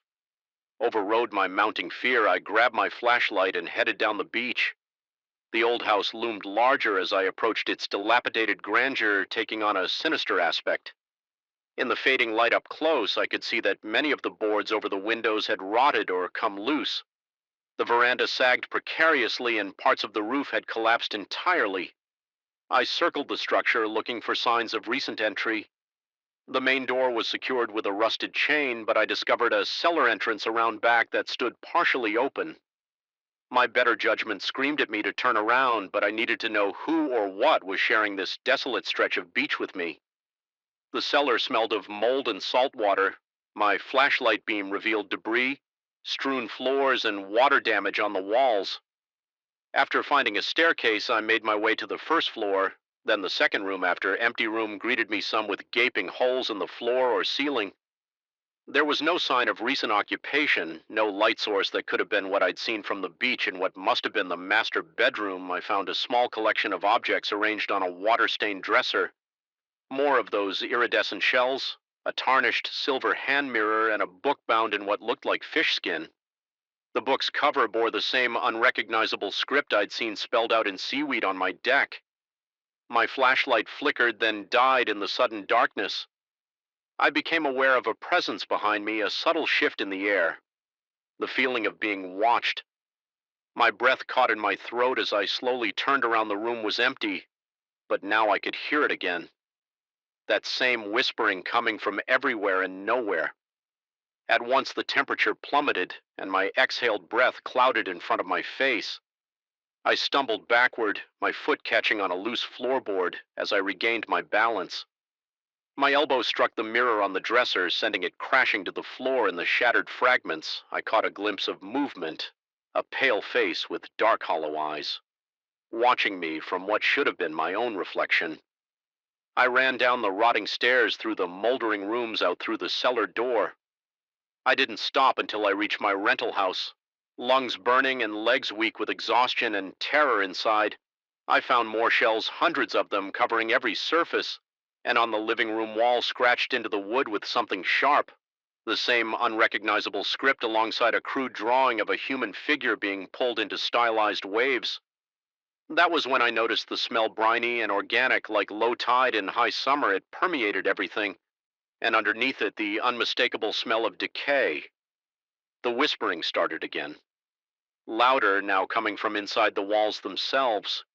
I didn't wait to see what would emerge. I grabbed my keys, phone, and wallet. Leaving everything else behind, as I started my car, I glanced back at the house. In the upper window, I saw a figure, tall and gaunt, with skin the color of a drowned corpse. It raised a hand, beckoning. I drove through the night, putting as much distance as possible between myself and Seacliff. I've never returned for my belongings, never contacted the rental agency. Sometimes I see the same iridescent shells washed up on beaches hundreds of miles away. Sometimes I wake to the sound of whispering just below the threshold of understanding. And sometimes when I catch my reflection in still water, I see something else looking back. Something with hollow eyes and skin like a drowned corpse, waiting for me to answer the ocean's call, because the tide brings things in and eventually it takes them back out again. The first thing I noticed were the footprints, fresh, distinct, impossible. They appeared suddenly in the thick layer of dust that had settled over the concrete floor of my workshop during the 3 weeks I'd been away. Tennis shoe treads, size 11 or 12, cutting a deliberate path from the front gate straight toward the back storage area where I kept my most valuable auto parts. My throat tightened as I tracked them with my flashlight. The beam trembling slightly in my unsteady hand. I'd inherited this auto repair shop from my father 6 months ago after he retired to Florida, and I still wasn't fully comfortable with its quirks. The old building sat on the outskirts of town, flanked by empty lots and the occasional home spac, far enough apart that neighbors weren't really neighbors at all, just distant lights. In the growing dusk, the footprints bothered me, not just their presence, but their precision. A single line, no wandering. No hesitation, they moved with purpose toward the restricted storage area where I kept the expensive parts and specialty tools. But what bothered me even more was the side door. It was locked from the inside. I ran my fingers along the frame, checking for signs of forced entry. Nothing. The old padlock hung intact.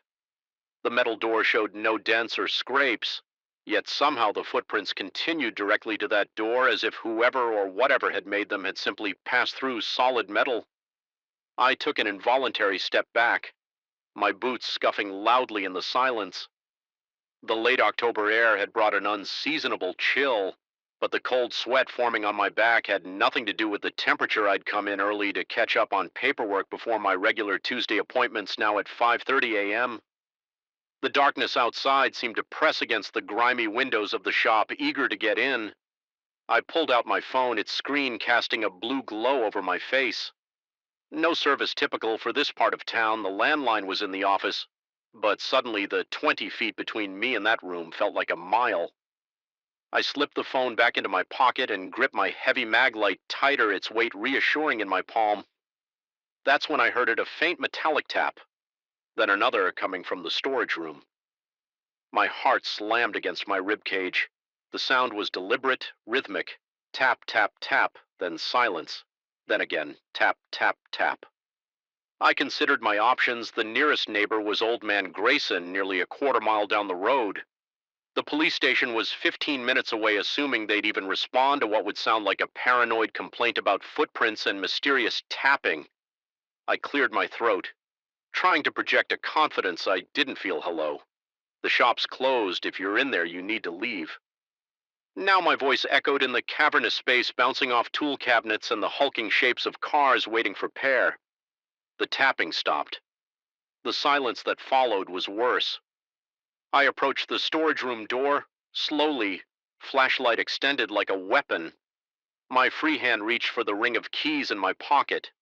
The storage room key was brass, notched differently than the others. I could identify it by touch, a skill my father had insisted I develop. As I slid the key into the lock, a cold draft whispered past my ankles. Impossible there. There were no windows in that room. No vents large enough to create such a distinct current of air. My hand froze on the key. The tapping had resumed, but different now. Faster, urgent, like a warning against every instinct screaming at me to run. I turned the key and pushed the door open. The beam of my flashlight cut through the darkness, illuminating shelves of parts, stacked tires and boxes of inventory. Nothing seemed disturbed. Nothing moved. The tapping had stopped the moment the door opened. I stepped inside, sweeping the light methodically across every corner. The room was roughly 15 feet square, with metal shelving units reaching to the ceiling and a small workbench against the far wall. No signs of disturbance, no footprints in the dust on this floor. No one hiding among the shelves. I released a breath. I hadn't realized I was holding my shoulders, slumping with momentary relief. Then my light caught something on the workbench. A wrench positioned perfectly in the center of the otherwise empty surface. I approached slowly. It was my father's favorite Tor wrench, an expensive German model he rarely let anyone touch. I hadn't seen it since he left, but here it was, polished to a shine that seemed to capture and reflect my flashlight beam with unnatural intensity. When I reached for it, the wrench was ice cold, colder than metal. Should be in an unheated room, cold enough that my fingertips burned at the contact. I withdrew my hand with a sharp intake of breath. The lights flickered on. I hadn't touched the switch. It was on the opposite wall, a good 10 feet away, yet the fluorescent tubes overhead hummed to life, bathing the room in harsh white light. I spun around, heart hammering, but I was still alone. The door remained open exactly as I'd left it. My mouth went dry. The logical part of my brain scrambled for explanations. Faulty WI airing a power surge, delayed timer, while primitive instincts sent adrenaline coursing through my veins. That's when I noticed the blueprint on the floor. It hadn't been there seconds ago when I'd scanned the room. The yellowed paper was unfurled, neatly, small metal washers placed at each corner to keep it flat. I recognized it immediately. The original blueprint for the building, dating back to 1967, when my grandfather had first constructed it. I crouched down, studying the faded blue lines. Someone had marked the blueprint with red ink, circling an area beneath the main shop floor. But that was impossible. The building didn't have a basement, at least. None that I knew of. The circled area corresponded to a spot near the hydraulic lift in the center of the shop. I'd done dozens of oil changes in that exact location. Never once had there been any indication of a space below the tapping started again. Not from inside this room, but from directly under my feet. Urgent, now insistent, tap, tap, tap, tap, tap, tap. I backed out of the storage room, eyes fixed on the floor as if expecting it to give way beneath me. The sound followed, seeming to track my movement when I stopped. It stopped when I took another step. It resumed, always directly beneath me. Cold sweat trickled down my spine. My breath came in short, shallow gasps. I needed to leave, to call someone. Anyone but curious iOS, it. And fear wed within me what was under the floor, who had left those footprints. How had they gotten through a locked door? I moved to the hydraulic lift. Guided by some compulsion I couldn't name, the tapping grew louder, more frantic. I knelt down, running my fingers along the concrete around the base of the lift. It felt different here, newer. Perhaps the color didn't quite match the surrounding floor. Using a flathead screwdriver from my pocket, I probed the seam where the lift met the concrete. To my shock, the tool slipped into a narrow gap, encountering no resistance. I worked it further, and a section of what I thought was solid concrete shifted slightly. My pulse pounded in my ears as I worked the screwdriver around what was clearly a disguised trapdoor. It was expertly crafted, nearly invisible unless you knew exactly what to look for. After a minute of careful prying, I managed to lift one edge enough to grip it with my fingers. The tapping stopped the moment I lifted the panel. Below, a narrow set of metal stairs descended into darkness. The air that rushed up was stale, tinged with the sense of old motor oil and something else. Something earthy and organic that I couldn't identify. I shined my flashlight down, but the beam couldn't penetrate more than a few feet into the gloom. It was as if the darkness itself was swallowing the light. Every rational thought told me to replace the panel, walk out of the shop, and never return, or at least to call the police. But my father had never mentioned a basement. Neither had my grandfather in all his stories about building this place. Whatever was down there was a secret they had kept even from family. I took one cautious step down, then another. The metal stairs creaked beneath my weight. The temperature dropped noticeably with each step until my breath fogged in front of my face. 7 steps down, I paused. Listening silence. Absolute silence. Not even the familiar sounds of the building settling or distant traffic penetrated this space. At the bottom of the stairs, my flashlight revealed a small room, perhaps 10 feet square, with walls of poured concrete. It was empty except for a metal filing cabinet in one corner and what appeared to be an old workbench along the far wall. I approached the cabinet, each footstep echoing the drawers were on. Unlocked the top one, contained folders labeled with dates spanning the 1970s. I pulled one out randomly, flipping it open to find newspaper clippings about local disappearances. Men mostly between the ages of 20 and 40. In the margins were handwritten notes in what I recognized as my grandfather's cramped script. My stomach clenched. I moved to the second drawer. More folders, more clippings. These from the 1980s and 90s. The third drawer held similar contents from the 2000s, with the most recent article dated just 2 years ago. I slammed the drawer shut. Mind reeling, what was this place? What had my grandfather and possibly my father been involved in the workbench? Drew my attention next upon closer inspection. It wasn't a bench at all, but a long metal table with restraints attached at intervals. Dark stains marked its surface. I took an involuntary step back, bile rising in my throat. That's when the lights in the basement flickered on, just as they had in the storage room above, and in the sudden brightness, I saw what my flashlight had failed to illuminate. The walls were covered in photographs, hundreds of them arranged in a meticulous grid. Men I didn't recognize, all photographed without their knowledge, going about their daily lives, entering their homes, working at various jobs, and in the center of this disturbing mosaic was a photo of me taken just last week as I collected mail from my apartment building. I recognized the shirt I was wearing, remembered that exact moment. Someone had been watching me. Someone had been in my father's secret room. The tapping resumed, but now I could pinpoint its source. The metal table, a wrench identical to the one I'd seen upstairs, was moving on its own hand, striking the surface in that same deliberate rhythm: tap, tap, tap, tap, tap, tap. My legs nearly gave out. I stumbled backward toward the stairs, unable to tear my gaze from the wrench as it continued its impossible movement. My back hit something solid, something that shouldn't have been there. The stairs had been directly behind me. I turned slowly, a scream building in my throat but unable to escape. A man stood blocking my path to the stairs. He wore coveralls identical to those my father always wore, right down to the embroidered name patch, but the coveralls hung on a frame too thin to be human, the fabric draping over angles that no human skeleton could form where a face should have been, was only shadow deeper and more absolute than merely the absence of light. The figure extended what approximated a hand, and it was a set of keys, my father's keys, which he'd supposedly taken with him to Florida. I understood then: the footprints leading to a locked door, the secret room, my father's abrupt decision to retire after a lifetime of declaring he'd die in his beloved shop. Whatever stood before me wasn't my father. Perhaps it never had been. I dove to the side, pure survival instinct driving me. Somehow I made it past the figure scrambling up the metal stairs on all fours. I didn't look back, didn't slow down as I burst through the track TR door and sprinted across the workshop floor past the mysterious footprints that now made terrible sense.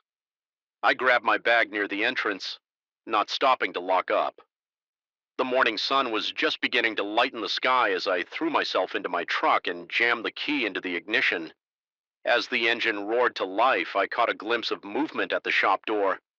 A figure in familiar coveralls stood watching me, its featureless face tilted slightly as if in curiosity. In one hand it held the wrench, in the other the keys to a legacy I now understood I could never escape. I slammed the truck into reverse tires, squealing as I backed onto the empty road as I shifted into drive and pressed the accelerator to the floor. My phone buzzed with an incoming text at the next intersection. I glanced at the screen. It was from my father's number. The message contained only an address, my apartment building, and 3 words that turned my blood to ice. I'm coming home. As I drove away from the shop, a cold certainty settled in my bones. I couldn't go home. I couldn't go to the police. How do you explain that the man who raised you might never have been a man at all? That the business passed down through 3 generations might be covering something unfathomable? The sun climbed higher, bringing light, but no warmth in my rearview mirror. The shop receded, looking so normal, so innocent in the morning light. But I knew what waited inside, and I knew with sickening clarity that it wasn't finished with me. Yet I could still hear the tapping in my mind, regular, insistent, like a heartbeat that refused to die. Then, through the increasingly resistant glass in my hallway, I found a suitable location.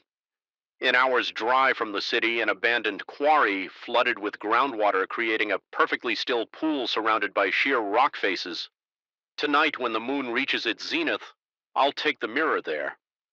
Not to destroy it, but to provide an alternative path. If Dr. Weiss is correct about entities requiring invitation, then I'll extend one.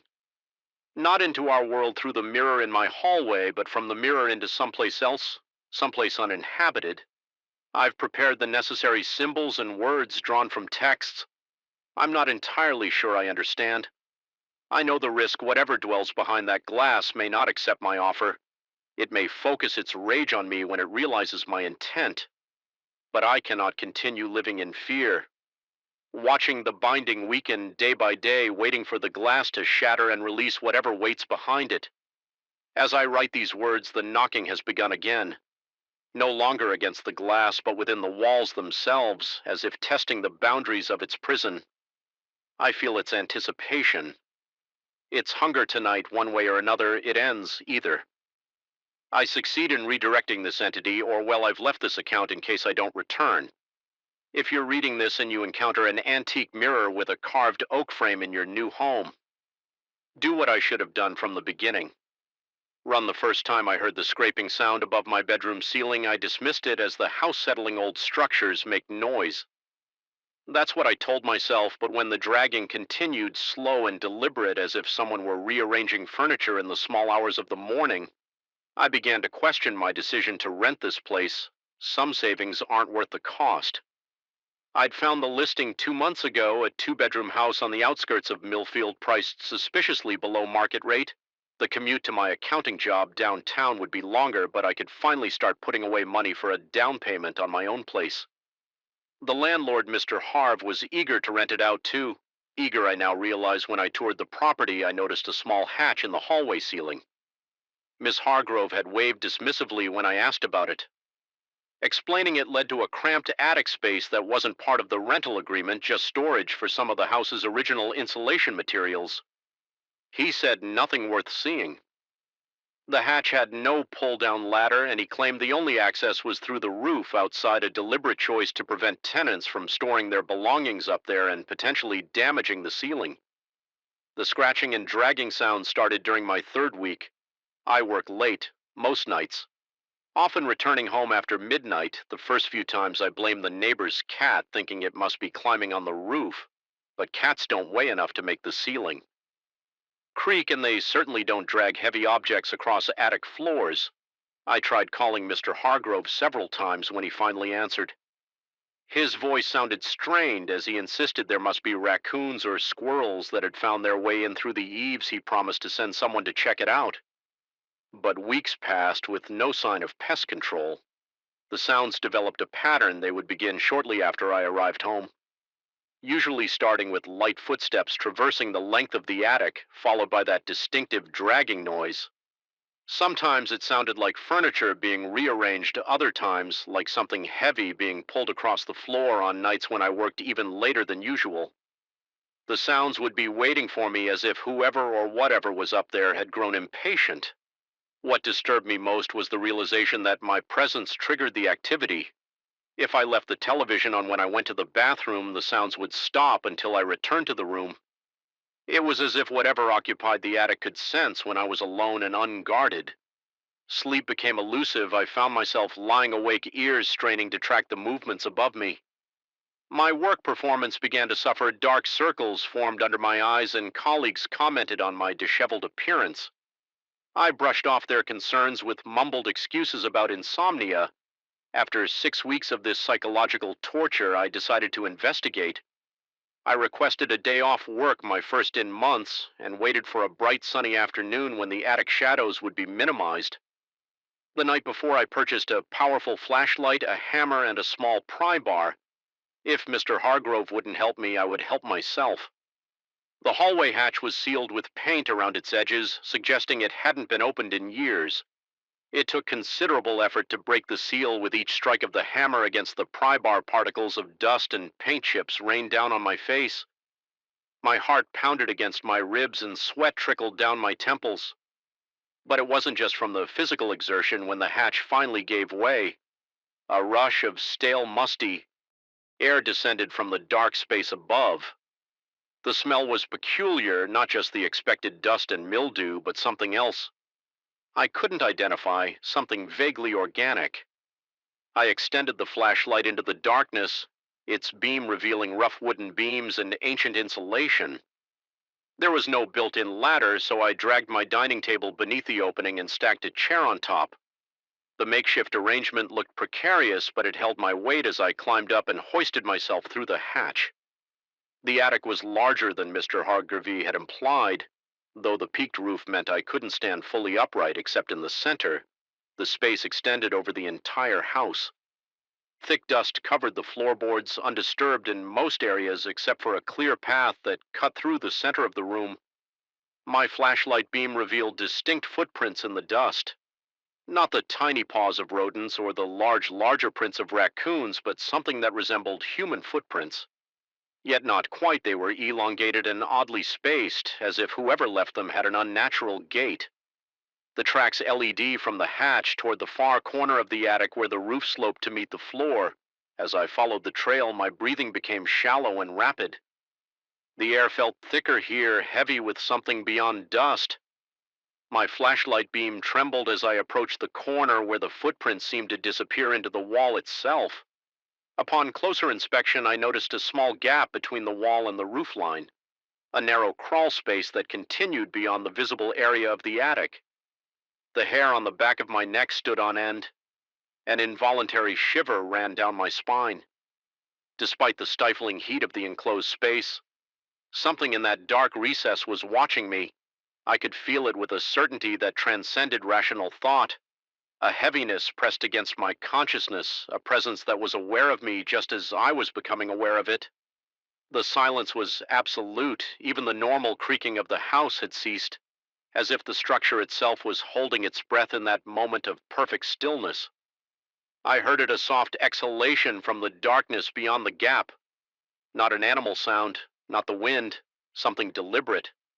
I backpedaled so quickly I nearly fell through the open hatch. My elbow bow struck one of the roof beams, sending a shaft of pain up my arm, but I barely noticed adrenaline propelled me as I scrambled down my makeshift ladder, nearly toppling the chair and table. In my haste back in the hallway, I slammed the hatch closed and dragged the heaviest piece of furniture I could manage, my dresser, beneath it. My hand shook violently as I called Mr. Hargrove, my voice cracking as I demanded answers this time. He picked up on the first ring as if he'd been waiting for my call. He listened to my breathless account without interruption. When I finished, the line went silent for so long I thought we'd been disconnected. Finally, he spoke in a measured tone. I hadn't heard from him before. He explained that the previous tenant had reported similar disturbances. Mr. Hargrove admitted he'd hoped the situation had resolved itself during the months the house stood vacant. I pressed him for details, my frustration mounting as he spoke in vague terms about the house's peculiarities. He suggested that some spaces develop their own awareness over time, a ridiculous notion I would have dismissed outright under different circumstances, but after what I'd experienced, his words found fertile ground in my imagination. Mr. Hargrove offered to refund my security deposit if I wanted to break the lease. The fact that he made this offer without argument only heightened my suspicion that he knew far more than he was telling me. I should have accepted, should have packed my belongings that very afternoon and found a hotel until I secured new accommodations. Instead, a perverse curiosity took hold. I convinced myself there must be a logical explanation. Perhaps someone was accessing the attic from outside, using it as a squatting place while I was at work. This would explain why the activity increased when I was home. The trespasser was trying to intimidate me to make me leave so they could have free reign of the property I installed. Motion-activated cameras around the exterior of the house, focusing on the roof access points. I placed a digital voice recorder in the attic, carefully setting it near the disturbing footprints before resealing the hatch and replacing my barricade. Then I waited for 3 nights. Nothing happened. The attic remained silent, as if whatever dwelled there knew it was being monitored on the 4th night. Exhausted from lack of sleep and beginning to doubt my own recollections, I returned from work to find the house unnervingly quiet. I reviewed the camera footage, nothing, not a single triggered recording over 4 days. The voice recorder, however, had activated multiple times. The first few recordings captured only the ambient sounds of the house, the hum of the refrigerator, the ticking of the wall clock, the occasional car passing on the distant road. The final recording began with the same ambient noise, then captured the distinct sound of my front door opening and closing as I left for work. 2 hours of silence followed. I was about to fast forward when I heard that familiar dragging sound much clearer. Now that the recorder was in the attic itself, then came the footsteps, slow, methodical, with an uneven rhythm that suggested a limp or some other irregularity. They approached the recorder, growing louder until they stopped, presumably right next to the device. What followed turns my blood to ice. Even now, as I recall it, breathing deep, ragged breathing, punctuated by what sounded like sniffing, as if whatever was up there was trying to catch a scent. My scent, after several minutes of this, a voice spoke. It was so distorted and guttural that I initially mistook it for interference on the recording. But as I replayed those moments repeatedly, the words became unmistakable. Coming home soon, my phone rang, startling me so badly I dropped the recorder. It was Mr. Hargrove before I could speak. He asked if I'd been in the attic again. There was an edge to his voice I hadn't heard before, something close to panic. I admitted I had and told him about the recordings. His response was immediate and forceful. He told me to leave the house right away, to pack nothing, just get in my car and drive to the address he would text me. He said he would explain everything once I was safely away from the property. As I stood there, phone in hand, processing his urgent instructions, the power went out. The house plunged into darkness, so complete I couldn't see my hand in front of my face, and in that perfect darkness, I heard the unmistakable sound of the attic hatch opening the dresser I'd placed, as a barricade scraped across the hallway floor, pushed aside by a force that shouldn't have been possible from above my muscles. Locked in terror as something heavy dropped down from the ceiling with a thud that vibrated through the floorboards. In the darkness, I heard those uneven footsteps approaching the same distinctive rhythm. Captured on the recording, my paralysis broke. I bolted for the front door, fumbling with the lock, as those footsteps closed the distance behind me. The night air hit my face as I burst outside, not daring to look back as I sprinted to my car. The engine roared to life, headlights illuminating the empty porch. As I reversed down the driveway with reckless speed, I drove straight to the address Mr. Hargrove sent a small motel on the highway heading out of town. He was waiting in the parking lot, looking older and more haggard than I remembered. He handed me a room key and said we would talk in the morning. I tried to demand answers immediately, but he silenced me with a raised hand, his expression grave as he pointed out that something dark was smeared across the back of my shirt. Something that looked disturbingly like soil mixed with black iron. I haven't returned to the house. Mr. Hargrove arranged for movers to collect my belongings, though several items were reported missing, including the recorder. With its disturbing evidence, the police report I filed was met with skepticism, then closed due to insufficient evidence of criminal activity. I've since learned that the house has had 7 tenants in the past decade, none staying longer than 3 months. Local rumors suggest the land was once part of a larger property with a troubled history, though details are frustratingly scarce. Sometimes in the darkest hours of night, I wake to the sound of uneven footsteps in the hallway outside my new apartment. I tell myself it's just a neighbor returning home late, but deep down I know better, because whatever was in that attic didn't just want the house to itself, it wanted company. And I have the unsettling feeling it's still looking for exactly that. The static from antique radios has always carried something more than mere interference in the gaps between frequencies. In the whispers behind white noise, something waits. I know this now. The knowledge sits like ice in my stomach, a frozen weight I carry everywhere. My 1950s Philco table radio sits facing the wall, draped with a heavy woolen blanket unplugged, and yet sometimes I still hear it breathing. I still feel it watching. I know what lurks in those ancient circuits, in that big light shell the color of dried blood, and I know it knows me. My name is Daniel Reed, and I collect old electronics, not valuable stuff necessarily. Not museum pieces, just everyday objects from decades past, telephones with actual dials, cassette players, tube televisions.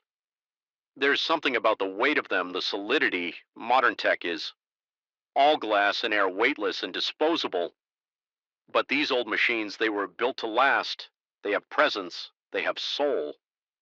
That's what I thought anyway, before I found the radio at a church roomage sale 3 months ago, tucked between a fondue and a stack of Reader's Digest condensed books. It was a 1952 Philco 53561, mahogany veneer over its rounded frame, brass dial cloth. Speaker cover, the price tag read $155. I didn't even haggle. The elderly woman who took my money mentioned that it had belonged to her brother who had passed away recently. She seemed eager to be rid of it, almost relieved when I handed over the bills. I should have recognized the warning in her eyes. Eyes at home, I cleared a space on my bookshelf and plugged it in. The warm amber glow of the dial was hypnotic as I turned it carefully, searching for a signal. Nothing but static crackled through the speaker. I wasn't surprised. Analog AM signals are increasingly rare these days. I tried different positions, different times of day. Sometimes I caught snippets of talk. Radio farm reports, a preacher shouting about salvation, nothing worth listening to. I decided the radio would be purely decorative, a conversation piece. That first night I woke at 3:17 a.m. The red numbers of my digital alarm clock burned in the darkness, and underneath them a soft, persistent hiss, static, but somehow more focused than random noise, more intentional. I sat up in bed trying to identify the source in my half-asleep state, the bookshelf, the radio, but I had turned it off. I stumbled across the room and felt for the knob. It was indeed in the off position, yet the static continued. A gentle soother like distant ocean waves, I unplugged it. The sound continued, a chill prickled the back of my neck, but I dismissed it as the remnant charge in the capacitors, something technical that would fade. I returned to bed, pulled the covers tight, and eventually fell back asleep with the soft static as a strange lullaby. The next day I examined the radio more closely. The wiring seemed intact. No obvious shorts or issues when I plugged it in and turned it on during daylight. It behaved normally normal in its dysfunction. That is just the expected static and occasional distant station. I convinced myself that my midnight experience had been a dream, or at worst a half-awake hallucinate. That night I awoke again 3:17 a.m. Exactly the static was there, but altered within it. I could discern patterns, not words exactly, but the cadence of speech, the rise and fall of questions, the finality of statements like listening to conversation through a thick wall. I stared at the radio from my bed, its dial glowing more intensely than it should have given, that it was turned off, and unplugged my heart, that against my ribs as I approached it. The static modulated as I drew near, the pseudo voices growing more distinct. One seemed to rise above the others a slightly higher pitch.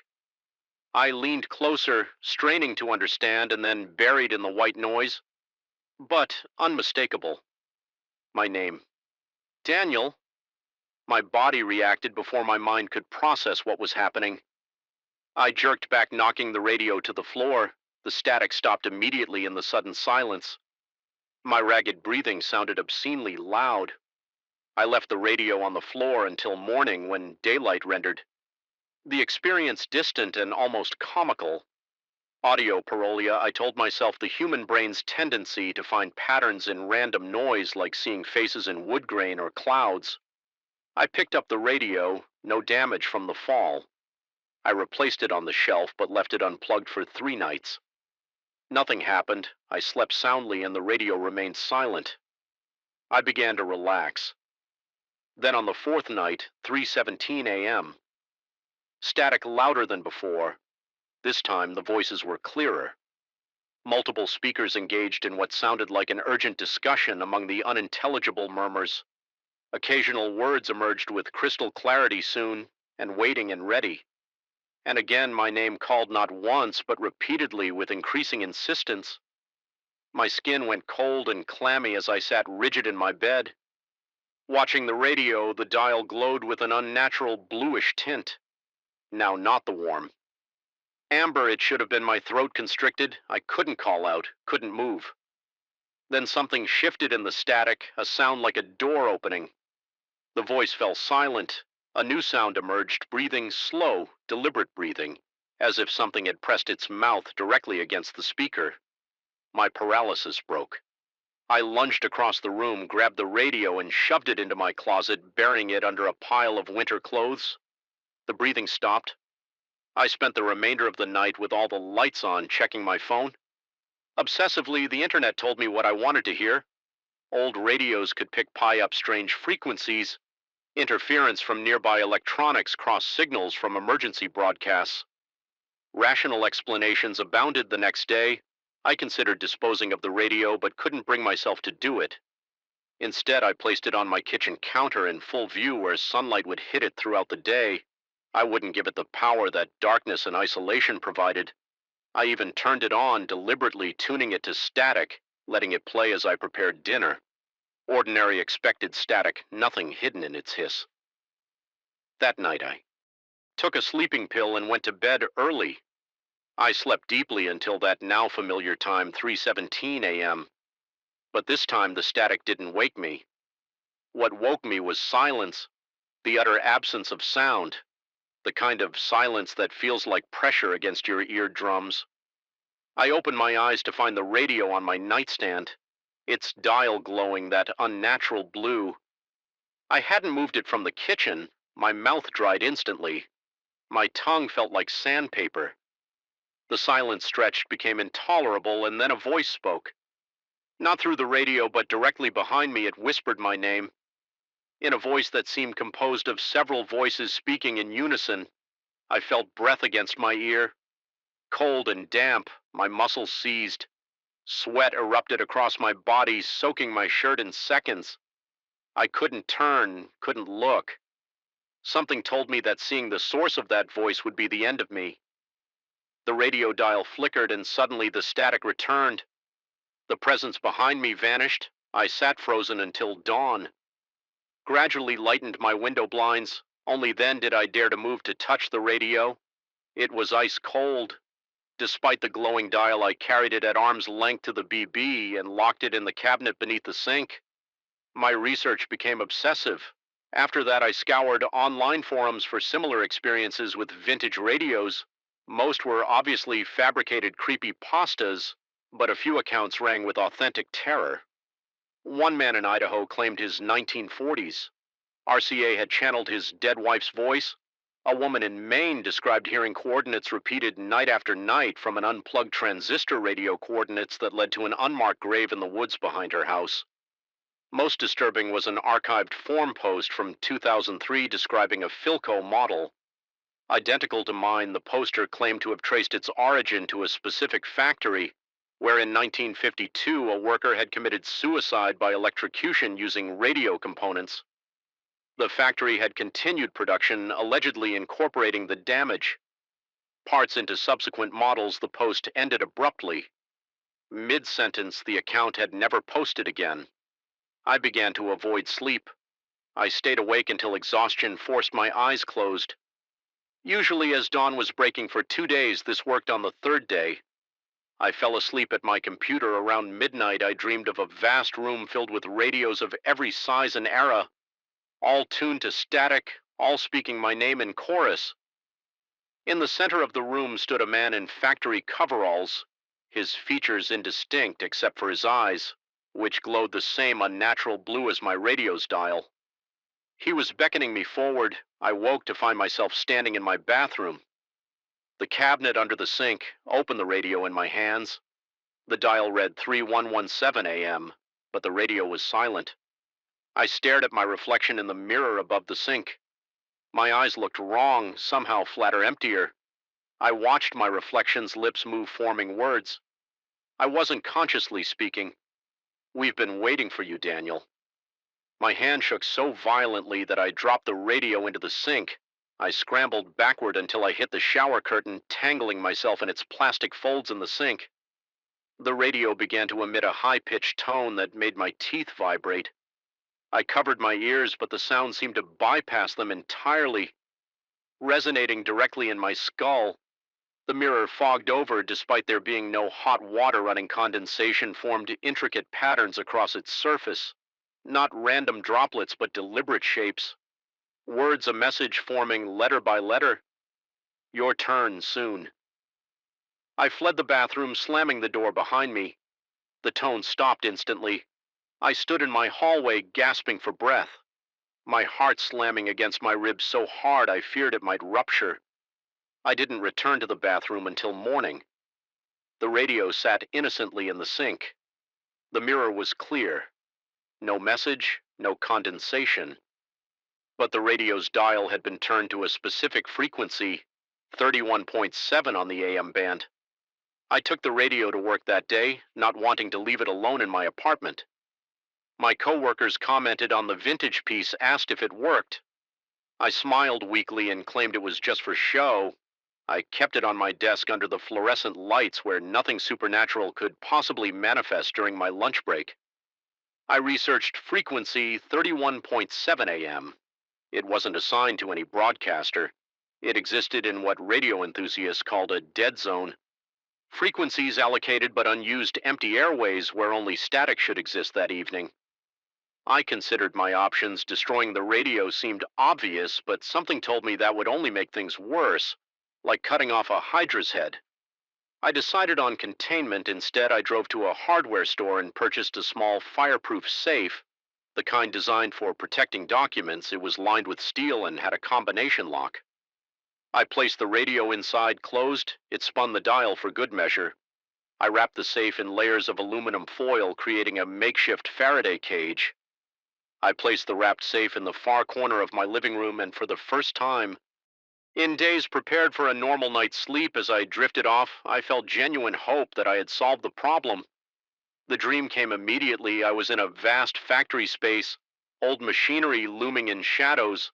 A production line stretched before me where partially assembled radios moved slowly along a conveyor belt.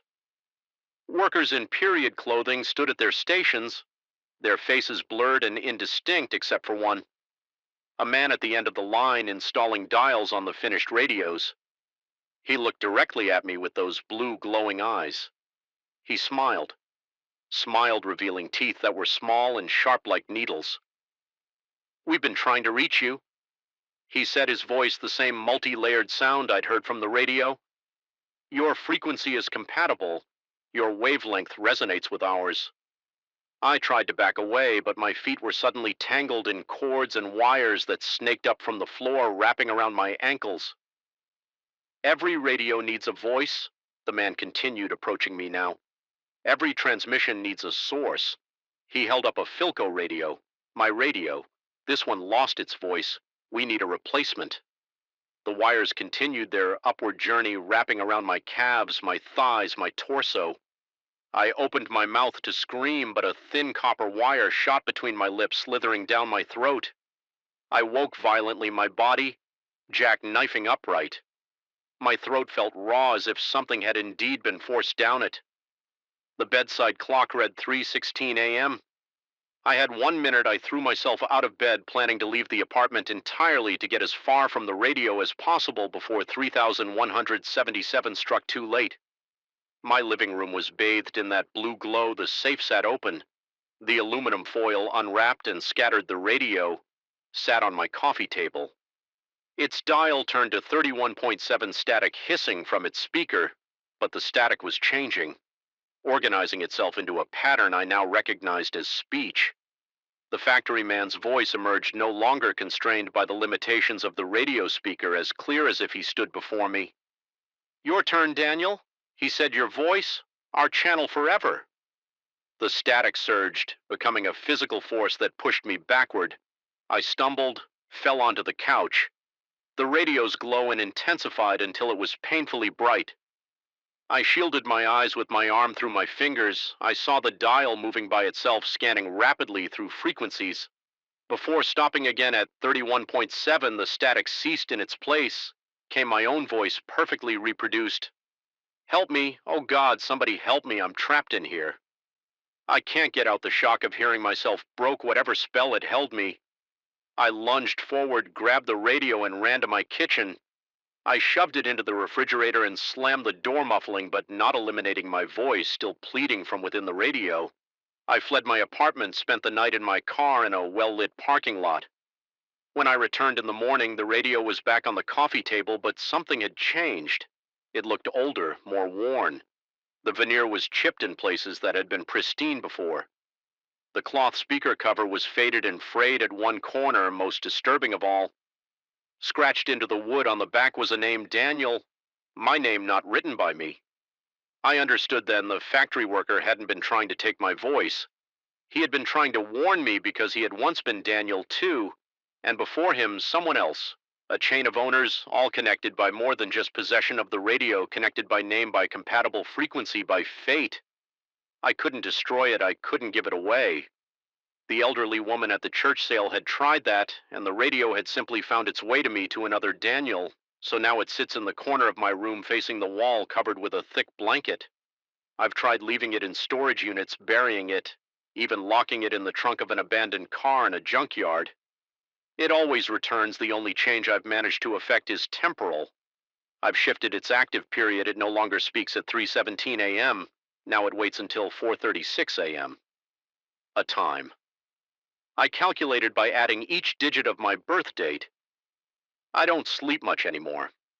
When exhaustion overtakes me, I dream of the factory of the assembly line that now includes me as one of its workers installing speakers that whisper.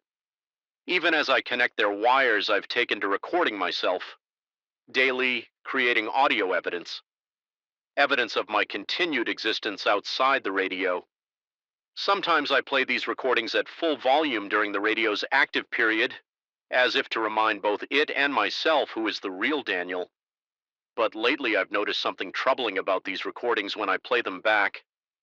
There are gaps, brief moments of static, and sometimes in the background, almost too faint to perceive the sound of someone breathing waiting.